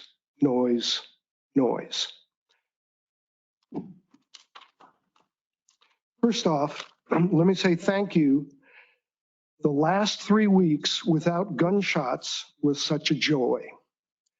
Since 10/13, the last meeting, Carrie has found a shooting arena west of her property and mine, approximately 1/4 mile. In that arena, I cannot hear shooting, and I'm fine with that. Before she moved in here a couple of years ago, she was shooting and training at Larkin Arena in New River. I know Tonopah is a little out of the way. New River may be closer for some or most of her customers. It may be more convenient for her to walk over to her backyard and then train, but the noise is devastating to our neighborhood. And that Larkin Arena is legal and approved, and that's where she had done training previously. I'm fine with horse training, roping, jumping, etc. I know Carrie can't be in 2 places at once, but if she could come over to my house or any of the other neighbor houses when over 200 shots are fired, and I'm referencing 10/15 when over 200 half loads were fired, and I could hear that at my house, then maybe she might have sympathy for our plight. All kids, dogs, horses, barbecuers, and other activities are held hostage to her noise. hopefully not for the next 10 years. At 5:43 p.m. on 10/15/2022, Trevor Hirschberg drove over and parked in front of my house. My front door was open and he was shouting. I went out and he was complaining about dog noise and venting about my testimony on 10/13. Apparently, he didn't get Chairman Roper's message about working with your neighbors. And some of you had heard, not all, on 10/13 in this very auditorium, what reflects Carrie's attitude towards her neighbors. She said right here, and I quote, "That crazy person, whatever medical issues her neighbor Donna has, it goes to Carrie's attitude and dismissal of any position that does not align with hers. I know as members of the Maricopa Planning and Zoning Commission, you are looking for a solution that accommodates both parties. But there is no King Solomon solution. If you try to split the baby with, say, shooting every other Thursday, and that's still 500 to 1,500 gunfire sessions over a 10-year period, and at 100 or 200 rounds fired each and every session, our neighborhood would still be subjected to, and check my math, 50,000 shots fired, and that's over the course of 10 years. And that's on the low side, 300,000 on the high side. Unfortunately, moving is not an option for myself or some of my neighbors. If you could wrap up quickly, that'd be great. Please do not make a recommendation that will adversely affect my family for the rest of my life. Thank you for your time and consideration. And if I have just a few more minutes, we don't, unfortunately. Clarify some of the misunderstanding. We don't. That's the time that I've given you. So, and please, from the audience, that's something that I don't tolerate very well at all. We want order. So I'm here and I respect everyone's time and I expect you to do the same. So I'll run this meeting if that's okay. So I'd be happy to answer any questions and further comment on this subject. Perfect. Thank you. Are there any questions for this applicant, this speaker? No. Friday. Thank you for your time. Appreciate it. Thank you. Thank you, Mr. Friday. All right, let's go ahead and jump into those that support. We'll go ahead and I know there's still webinar people and we'll get to webinar people, but those that are supporting here in the room. So here's my ask to this group, because we will potentially lose quorum and what that means is we get to a time frame where some of us have to leave, and then if we aren't able to make a decision, we have to redo this all.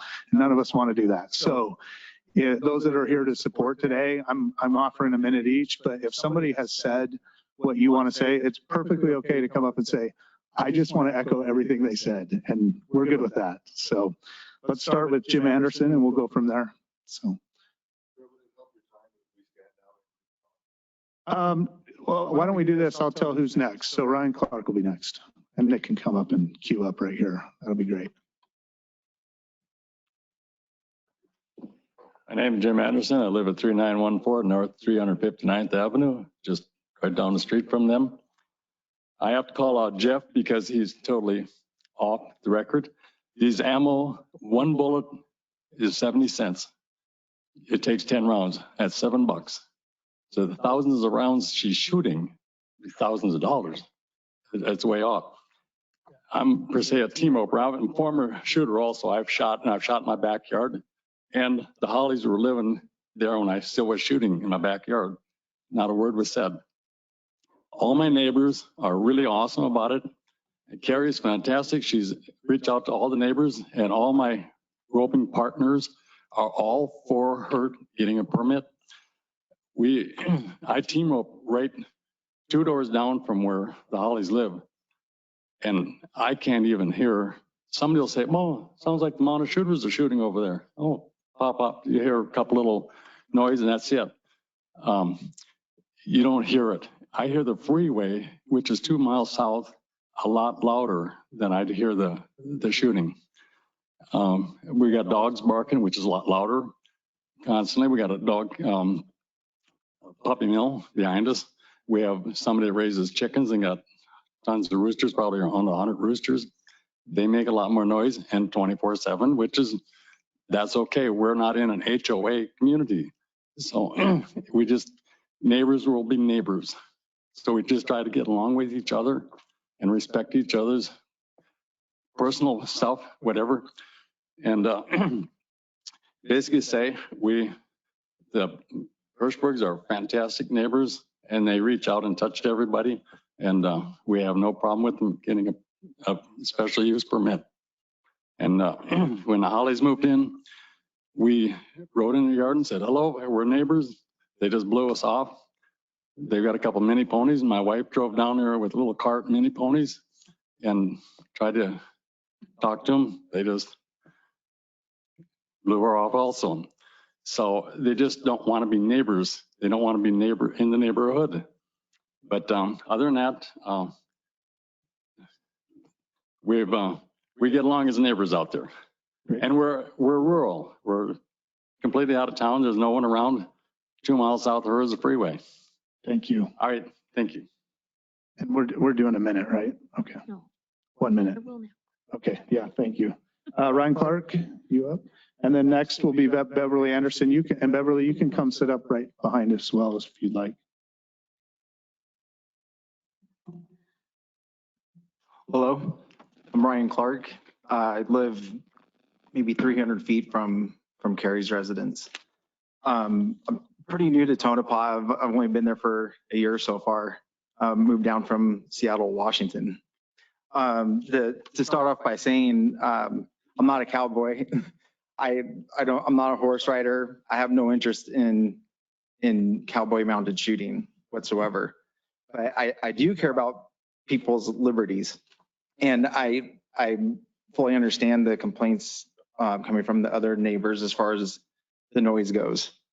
But if you're going to have a legitimate complaint about noise, I cannot underestimate the amount of barking that's coming from other neighbors' houses. With the cowboy mounted shooting, if I hear it, at least I know there's a light at the end of the tunnel. It's going to be about an hour and then it's going to end. The dog barking, however, does not stop. I live out in Tonopah. That's okay. I moved out to this area knowing that these kind of activities take place.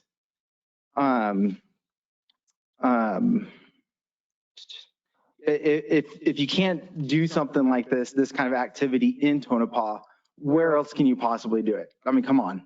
Realistically, where else could you do it? One very important thing that I want all of you to realize is that it's called cowboy mounted shooting. The problem is that the shooting portion doesn't exactly fit the definition. There is nothing coming out of the barrel. These are. Thank you. I can't give you any more time. Okay, Thank you, no problem. Thank you for your time. Yeah, thank you. All right, Beverly Anderson. Next will be Paulette Benedict. Hello. I live just north of Cary, and we've been there for about 19 years. My husband, as he said, previously did full whatever rounds. I mean, everybody came around, and Jeff and Pam, his wife, did live in that house. They never complained. I mean, we used to shoot up the shit. And everybody came over and had so much fun. We are the neighborhood party people. We invite everyone over. We want everyone to know each other. It's important in a community. And so we've had parties. Jeff has been at our home. I've been at Jeff's many times. We have tried to make friends with Michelle and Sean. They have nothing to do with us. I mean, and they've said not very nice things to me. And the thing is, we want an equine community. And Carrie is one of the best in the nation. We should absolutely be grateful and happy that she's there. Thank you so much for your time. Thank you. All right, Paulette Benedict. Next will be John Schwendeman. Hi, my name is Paulette Benedict. I met Carrie a little bit over a year ago when I was looking to become a better rider and started taking horsemanship lessons with her. At that time, my husband and I were living in Litchfield Park in a newly built HOA community. A few months after lessons with Carrie, I took an interest in mounted shooting, and I haven't looked back since. I was hooked, and I knew I wanted to dive in and learn as much as I could from Carrie about horses, as well as the sport of mounted shooting. So in order to become more involved, my husband and I made the big decision to leave Litchfield Park, and we bought a nearly $500,000 horse property in Tonopah. We're about 7 miles away from Carrie's house, but we knew that moving to Tonopah that we would become closer in achieving my goals. After moving, I still take horsemanship lessons and attend Carrie's clinics. My partnership with my horse is stronger than ever thanks to her. And I gain confidence in a new hobby every day. My husband has even started taking lessons and joining in mounted shooting. And yeah, it can be really scary and hard to find a new hobby, but you know, Trevor and Carrie have been welcoming since day one, and they're like family to us. And I can't imagine not doing mounted shooting. So, thank you. Appreciate it. All right, John, and then we'll have Michelle Negretti. Good morning, committee. My name is John Swendeman. I live at 35925 West Weldon, which is just north and west of Carrie's site. And I'm very familiar with the shooting that she does. It's more like a pop. It's not loud at all. It's doesn't bother us in the least. And we've come to really appreciate them being part of our neighborhood. And I really hope that you'll give her the use permit. Thank you. Thank you. Sherry Schubert will be after Michelle. My name's Michelle Negrete. I live on 3518 North 359th Avenue in Tonopah, just right across on the right side in front of them, of Miss Carrie. And we're not cowboyed or anything, more of a like razors and all that. Razors are I mean, I'm a homestay mom all day, and I hardly hear the noise. Like sometimes I'll turn off my TV and like she does it out there, but it's not like they say it's gonna last like hours. It's like only a couple, like say maybe an hour or less. And I mean, the noise you can't even hear it. Sometimes we make more noise with the razors than that. And not too long ago, we had a party going on and we got a complaint, but not of the music, not of the noise. It was of the lights, that's all. So for us, for my kids, I have a special needs kid. She doesn't even have a problem with that. We had a dog that made more noise than that noise of the mount shooting. So, I mean, we're okay with it. Thank you. Yeah. Thank you. All right. After Sherry will be Kim Mortensen. My name is Sherry. I live just across and up from Carrie, closer than a lot of the neighbors that are complaining. If I'm in my house, I cannot hear it. If I'm outside, I can hear it. I have a dog that's not bothered by it at all. I'm definitely in support of it. I actually like to go down and watch her do it sometimes. So I live just as close to the freeway, and the freeway is much louder than what her shooting is. Thank you. Thank you. After Kim will be Rodolfo. That's virtual. Virtual will be after Kim will be Trevor Hirschberg. My name's Kim Mortensen, and I live 65 miles away from Carrie, and I don't hear it at all. Just kidding. I haul in. We live in Gilbert, Queen Creek area, and we're in horse kind of mecca, but we haul all the way to Cary because not just because of, the ability to shoot at her place, but also her gifts. You need to understand that her ability to train not just horses, but people is incredible. A year and a half ago, my husband and I got the crazy idea that we would get horses and pick up a rodeo sport in our 50s.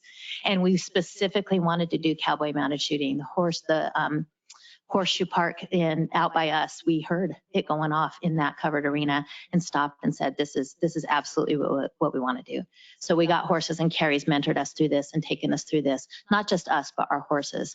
And let me tell you, she's a builder. She's a builder of people, of horses, of confidence, of communities and foundation. And she doesn't do it by pushing horses. She doesn't push people. She builds it through confidence. And she's a real asset to any community. And let me just tell you, on the half loads, I don't even feel the need to wear hearing protection when we shoot them. Then it's so I can listen to her coaching and telling me what to do. So they really are no more than, it's probably less than a nail gun. It's not that big a deal. So we hope that we get to keep hauling all this way, spending more than $7 every round or every shot, and paying $50 and $60 in gas just to be able to go out there to be with her. So thank you. Thanks. Thank you. I believe I got through everyone in the room that wanted to speak. Is that true? Okay, go ahead and come on. Do you have what's your name? Oh, Trevor, you're right. That's right.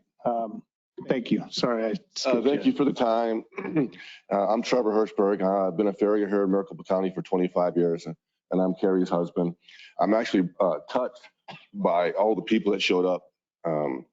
Michelle and Sean campaigned the neighborhood, and they have themselves one other person. And look at we would have more people here, but they couldn't make it, and there's someone online waiting to talk. So I hope you weigh that there's a couple people against it, and there's a large group of people that have lived in the neighborhood for a long time that are for it. And the main person that is complaining is going to be in this building in 4 days they say that they follow the rules for code violations. So the people that are against us the most are the biggest violators. But that aside, we just didn't move out to Tonopah and start shooting. When we talked to the realtor, I said, we're not moving out to Tonopah unless we can shoot. I'll make this quick. We went out there with the realtor and the owner, and I brought the guns with me, and we shot some rounds off. And I still told the realtor, I'm not going to buy this property unless you talk to these neighbors. So the neighbor went and talked to the Hollies, and on the way home, the realtor called us and said, you guys are golden. So we didn't just come out and start shooting. We just didn't know the code.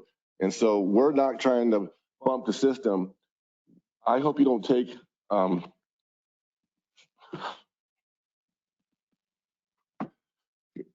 the ability of my wife to make a living because of two people.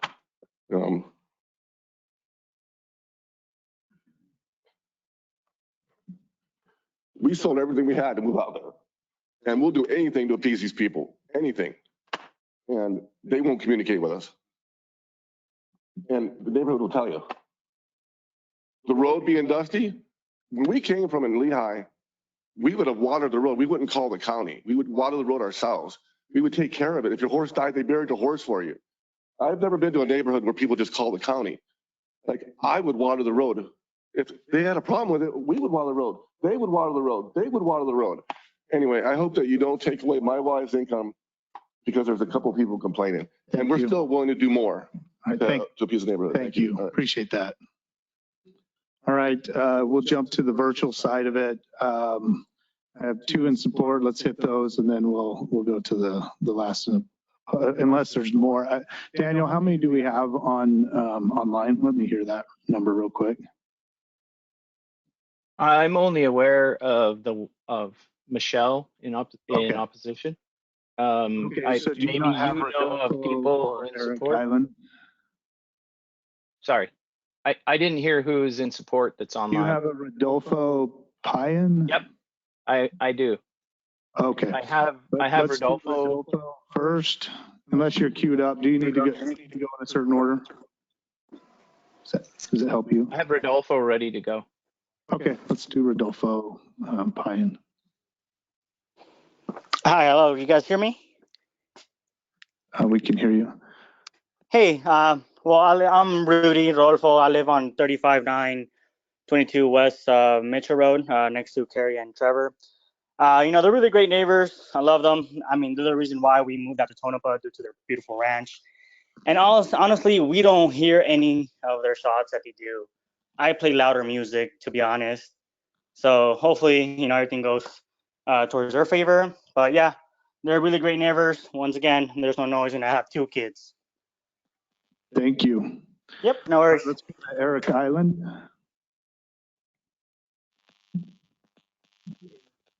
Hello? Go ahead, Eric.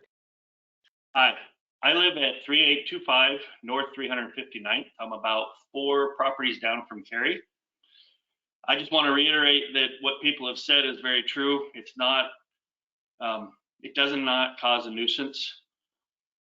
And I think people need to remember, we live on a dirt road off of a dirt road. We all moved out there for a reason. And a cat gun going off once in a while isn't a problem. And I have all kinds of livestock. I have sheep, goats. None of them have ever been bothered by it. When Jim used to shoot directly across from the street from me at full loads, they weren't bothered by it. It's really not a nuisance. I won't take up any more of your time, but I am in full favor of Cary getting this permit. Thank you.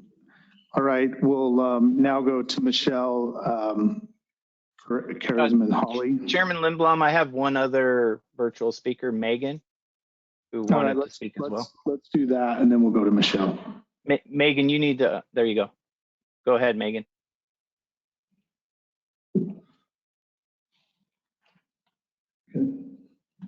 Not sure why Megan is unmuted, but we can't hear her. What was that? Megan is unmuted, but her audio is not coming through for some reason. I'm not sure what happened. Okay, let's go to Michelle. Maybe she can figure that out.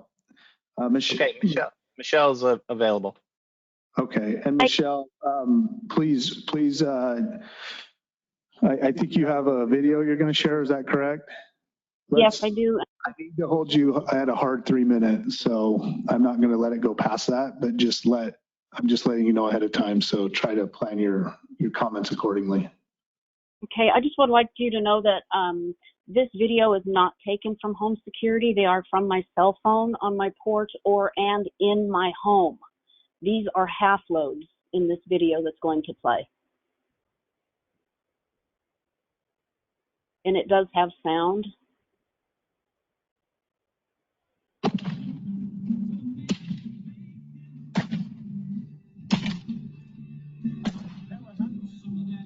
Yeah, I don't know if that's the first time or not.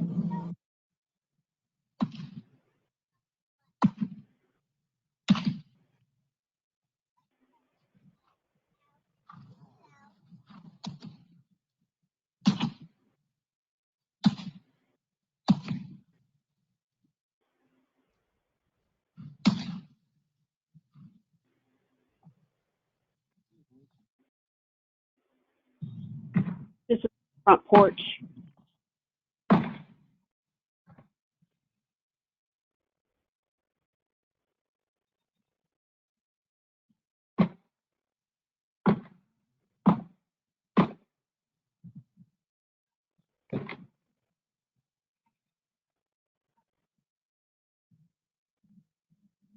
This is the neighbor's house across the street.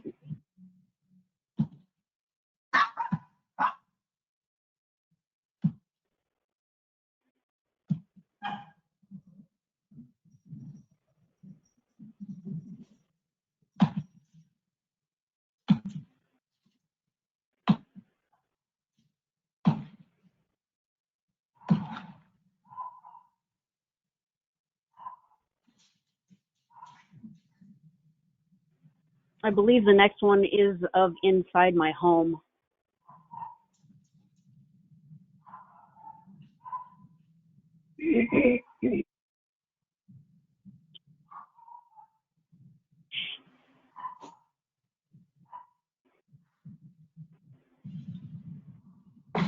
Just in my yard.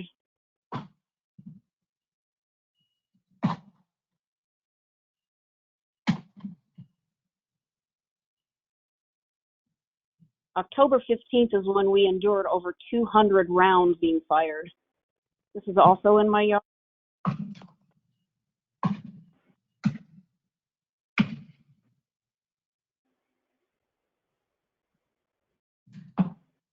This is in my home.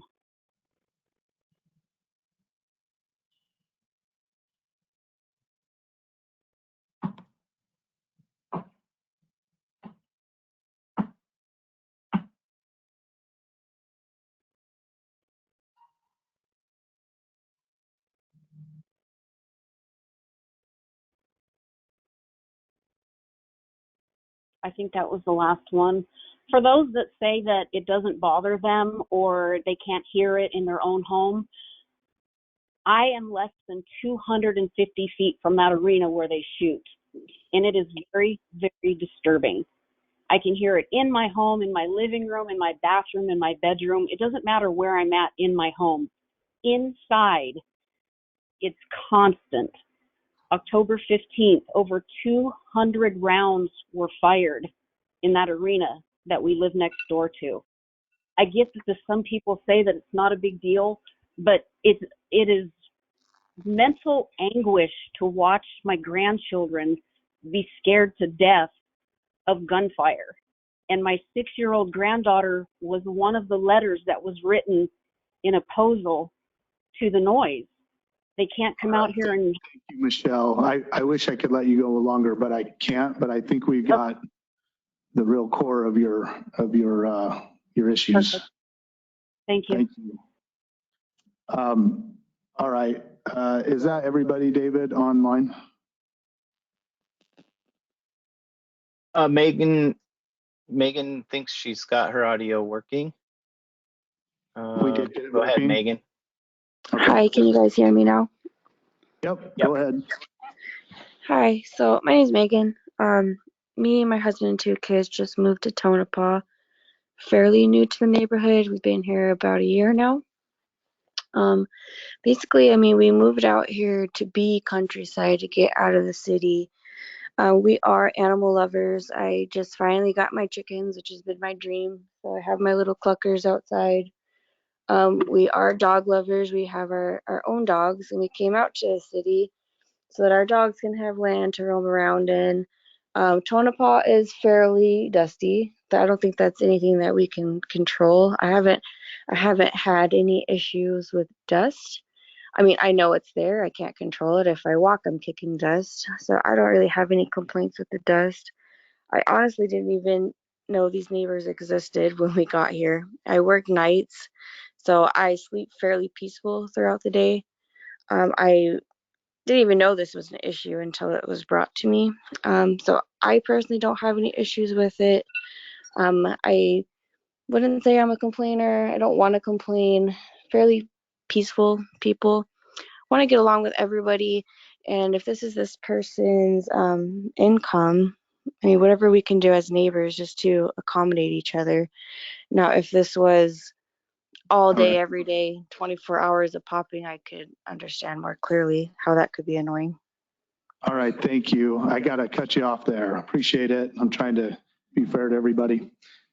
All right, if that ends those that were in public comment, I'm going to give the applicant, as we typically do, and I will hold you to this. I'm going to give you like 2 minutes to come and discuss anything that you might have been presented by opposition or anything, but I'm holding you tight to that, so. I'll keep it short. Thank you for taking as much time as you guys have to listen to this. Thank We do you. appreciate it. We are more than accommodating for our community. If we need to do a lesser load, we can. I'll do whatever it takes. I have a personal relationship. A sponsor is an ammo provider. So all I'm asking is to be able to engage in this activity, just to be able to kind of mock what mounted shooting is. There isn't anywhere nearby that I can do this. Whenever I found out I wasn't able to do it, I went around to all the arenas and they said, well, we don't have a permit for it. You have to have this special use permit. And I'm not asking for the special use permit for cowboy mounted shooting with the certified bullets. I am just asking for half loads, quarter loads. I'm asking for anything where I can still train and make a living and kind of simulate what mounted shooting is while living in this great neighborhood. You can see all the amazing neighbors we have. and it is a horse community. It's where I want to be. I could read other support letters that kind of testify to us and the support, but then also the neighbor directly behind us that has to go down the easement between us and the Hollies. His support letter is in there as well and can testify to kind of how the Hollies have not been neighborly to him. So it's not just us trying to make this stuff up. Anyways, I will wrap this up. Thank you so much. I hope you can continue to make dreams come true on all levels. We will do whatever we can to be accommodating to the neighborhood. Like I said, I have a personal relationship with our blank provider, and I can do less. I just was told that those half loads could not be heard within, and they were not a disturbance to all the nearby neighbors that would communicate with us. Thank you. Thank you. Any questions for the applicant? Chairman, I did have a question for the applicant. You bet. Go ahead, Vice Chair I want to commend you for bravely standing up there and giving your presentation. It took a lot of guts to do that. Second of all, did you have what are your hours of, I think that's probably a lot of the concerns of the commission. Okay. The hours that you actually do the shooting. So like I said, it's pretty minimal during the week. I'll just train probably 3 horses for mounted shooting. And I'll usually do those later. I don't do those first. I ride about 8 to 12 horses a day. And I usually do my horsemanship horses first, and then I'll do the mounted shooting ones, which is usually around 10 o'clock. So that way I'm not disturbing anybody. And I even asked the Hollies, like, hey, when do you go to town? Let me know, kind of what your schedule is, and I can work around that. Just crickets. So I'll do anything to kind of work around. I'm okay with conditions. This is just really, really important to me and why we moved out here. Like, now the market has totally changed. It's a lot harder to make a move and stuff like that.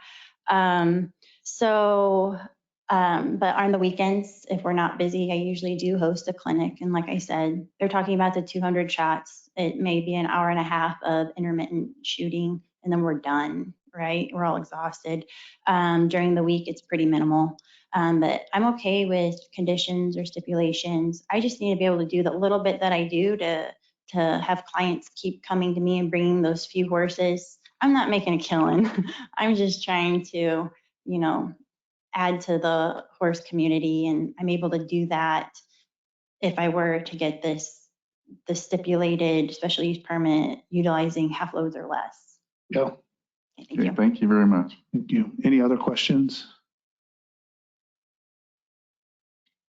I have one. Have you ran a sound test at like the property line of what those shots are on a decibel? We actually have 2 decimal readers, and you can have it on your phone as well. It doesn't even pick up. So it was actually really hard to do because we bought it, we were going to do it, and it doesn't even pick up the half loads. Okay. Thanks.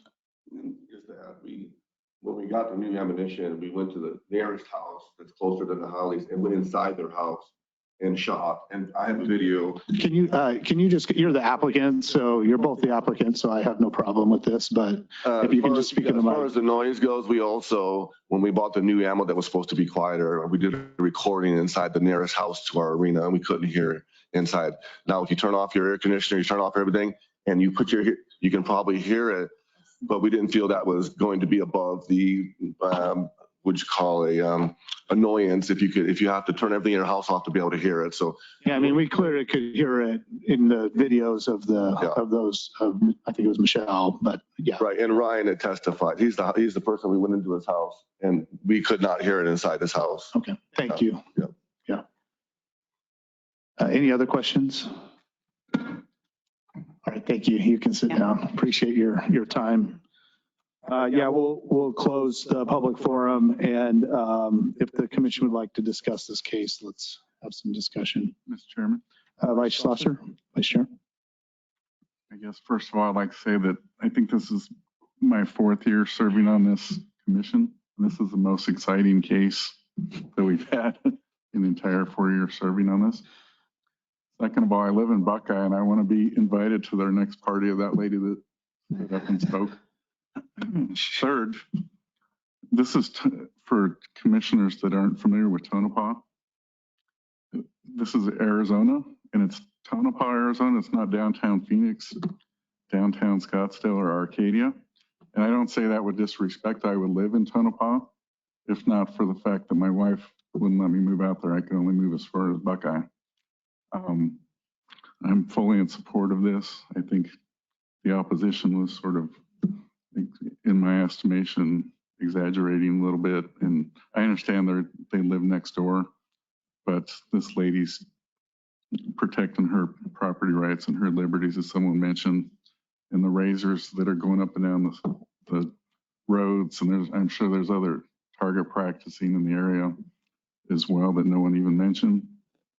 And this is a non-issue, and I'm in full support of what this applicant's trying to do here. Thank you, Vice Chair. Other comments? Questions? Chair. Yeah, Commissioner Mitchell. I got it out, right? I appreciate that. Yeah. Appreciate that. Everything says chairman right in front of me in my defense. Like it just says it. So.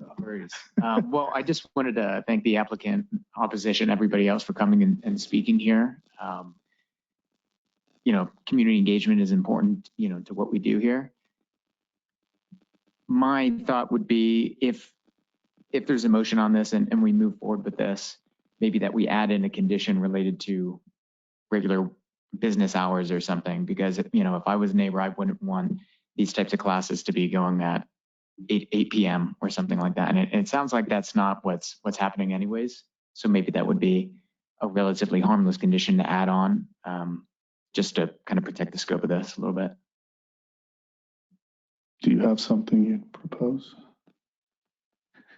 I guess the condition that I would propose would be, and I understand that there might be, from a practical perspective, there might be enforcement concerns, but I think if we put something in here related to, that those types of gunshots and everything would only be permitted between the hours of 9 to 6 p.m. or something. I mean, we do have noise ordinances, correct, that address some of this.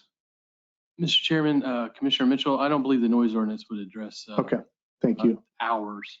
And again, that's at the discretion of the responding officer what he considers acceptable noise level. So what I heard was discharge of firearms related to the mounted cowboy shooting shall only occur weekdays 9 a.m. to 6 p.m. No, not weekdays. Well, yeah, it sounds like there's going to be events on the weekends and everything as well, but maybe something like, I'm open to suggestions, but something between 9 a.m. I'd like to hear from the applicant, if we could, what they think is reasonable or what their normal. We didn't hear what their operating hours are. If they could. Yeah. Do that for 20 seconds. Yeah. Just real quick, go ahead, Commissioner Arnett. Yes, before we hear from yes, the Chairman applicant. Arnett. So here's my perspective on this. We're looking at this, well, in my opinion, there's a real issue here with this neighbor, right? They don't like this. I personally don't think it's the noise, but it might be the gunshots. That's disturbing. So whether the applicant's okay with it or not, it should be what's best for the neighborhood. I like if that's where this commission's going. I mean, this is a difficult case, right? We're not in Lehigh anymore, and I know that because we wouldn't be having this discussion, but it's a legit discussion and that's why we're here, because we have this conflict. One person likes it, the other person doesn't like it. I have the same thing at my house, right? 2 doors down, there's a kid that is in his batting cage, and he's just hitting him off that metal bat all day long. I'm thrilled for the kid, but the other neighbor, not so much. They'll probably accept the tickets because he's going to the World Series, but that's a whole nother deal. But it's a legitimate thing, right? You don't want to hear that in the morning or in the afternoon. So yeah, we can ask the applicant, but I would say, let's think of the neighbor and say, okay, what's the best time to do these activities? Maybe midday. Even in the video, I think the dog was as loud as the gunshot. I don't think the noise is a problem, but it's disturbing to have gunshots. And maybe, I don't know where this commission's going, but anyway, okay to ask the applicant, but I would ask let's look at it from the perspective of this neighbor potentially. Yeah, I appreciate it. And I would probably find the bat way more annoying myself, but and to this point, like that's what we are here for to do, is to determine like balance and weigh the property rights. And, Unfortunately, we have an issue here, right? yeah, Hopefully, and in this case, it's not just, as was brought by opposition, it's not just for personal use, it's for commercial use as well, and in a limited scope. And so that changes some things as well. But as I am happy to ask that question. That is definitely where my mind is heading, because Mr. Chairman? Yes, go ahead, Chairman.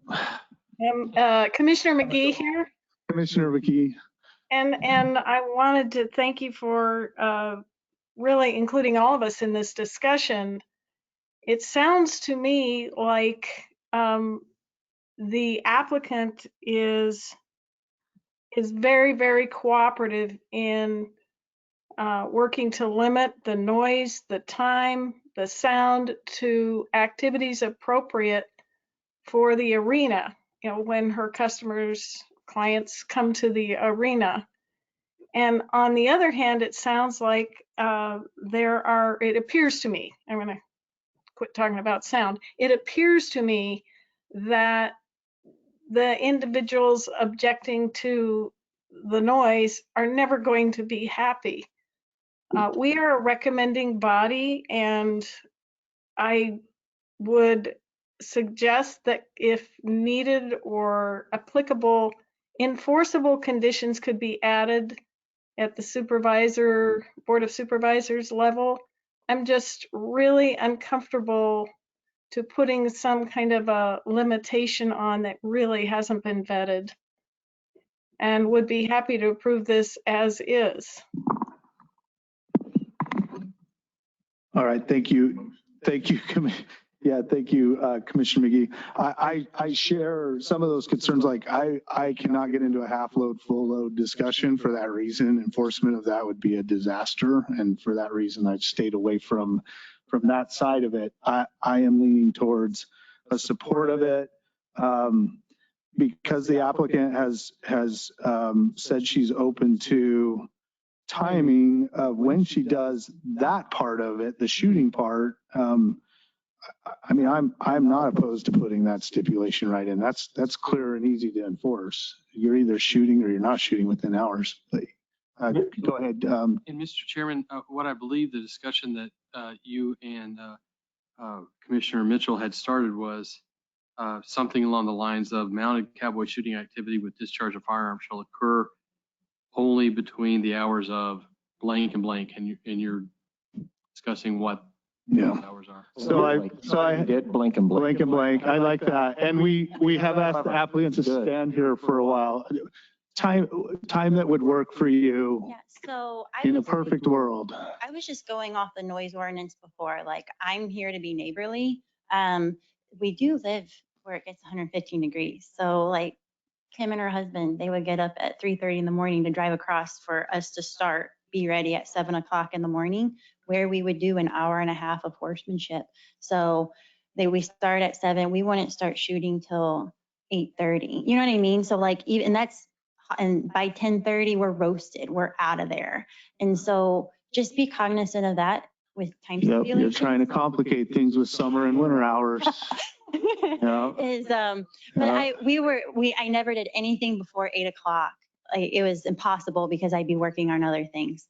So that gives us some guidance. yeah, okay, thank you. Thank you. Thank you. Mr. Chairman, I have a comment. I don't want to die of heat exhaustion. No, you can sit down. Commissioner Dan Zeisen, did you have something? Yeah, I agree with Commissioner McGee that the applicant seems very reasonable, but I have a suggestion. What would happen if we would follow the noise ordinance?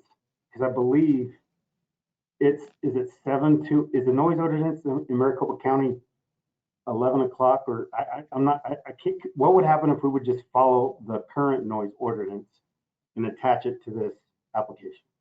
So Mr. Chairman, Commissioner Dan Zeisen, I'm not aware that the noise ordinance has any hour limitations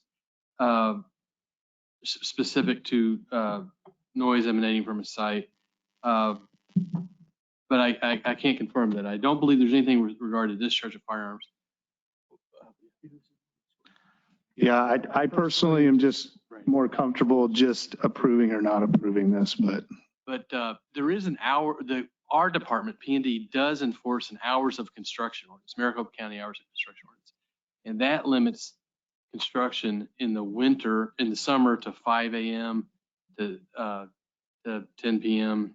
It's different from residential, non-residential. In the winter, kicks up to 6 or 7 a.m. to another, Yeah. And there's lots of. I mean, that's pretty much kind of daylight hours, and I don't think that we really win anything there. Has no application. Yeah, no, I'm very familiar with those hours being in construction, so we might as well not even, Mr. Chairman. So. Mr. Chairman, Vice Chair. I'd like to call for the question, but I would be one to second the motion of Commissioner McGee. What, did you make a motion, Commissioner McGee? I didn't quite catch that, but Vice Chair saying that he thought he heard one that come out of you. No, I'd like to hear one from her though. Oh, you'd like to hear one. Oh, my goodness.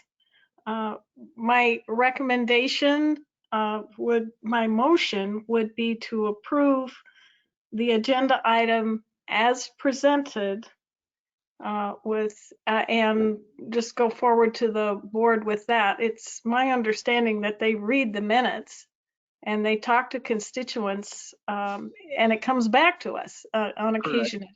So I would just approve it as requested, special use permit with the conditions outlined in the agenda item. Okay, thank you, Commissioner McGee. We have a motion from her to approve as presented by staff. Is there a second? I will second as promised. We have a Vice Chair Schlosser second. So with the motion and a second, we will take a roll call vote. Commissioner McGee. Yes. Commissioner Mitchell. Yes. Commissioner Swart. Yes. Commissioner Arnett. Yes. Commissioner Hernandez. Yes. Commissioner Dan Zeisen. Yes. Vice Chair Schlosser. Yes. Chairman Limblom. Yes. Chairman, that's an approval by a vote of 8-0. Thank you. And I would like to explain my vote a little bit. I have a lot of confidence that this applicant will work with you as neighbors to try to find times that minimize the impacts to you. They are impacts, and I hope they will continue to do that. And they've shown to me today that they have a heart to do that. And I think with them having the approval, that maybe you guys will work a little bit better together to get there. So please work together as neighbors and be respectful. But any other items on the agenda? Mr. Chairman, only the announcement that the November 17th Zipper meeting is canceled. Okay. With that, we will go ahead and adjourn this meeting. Thank you, everyone. Thank you, Mr. Chairman and company.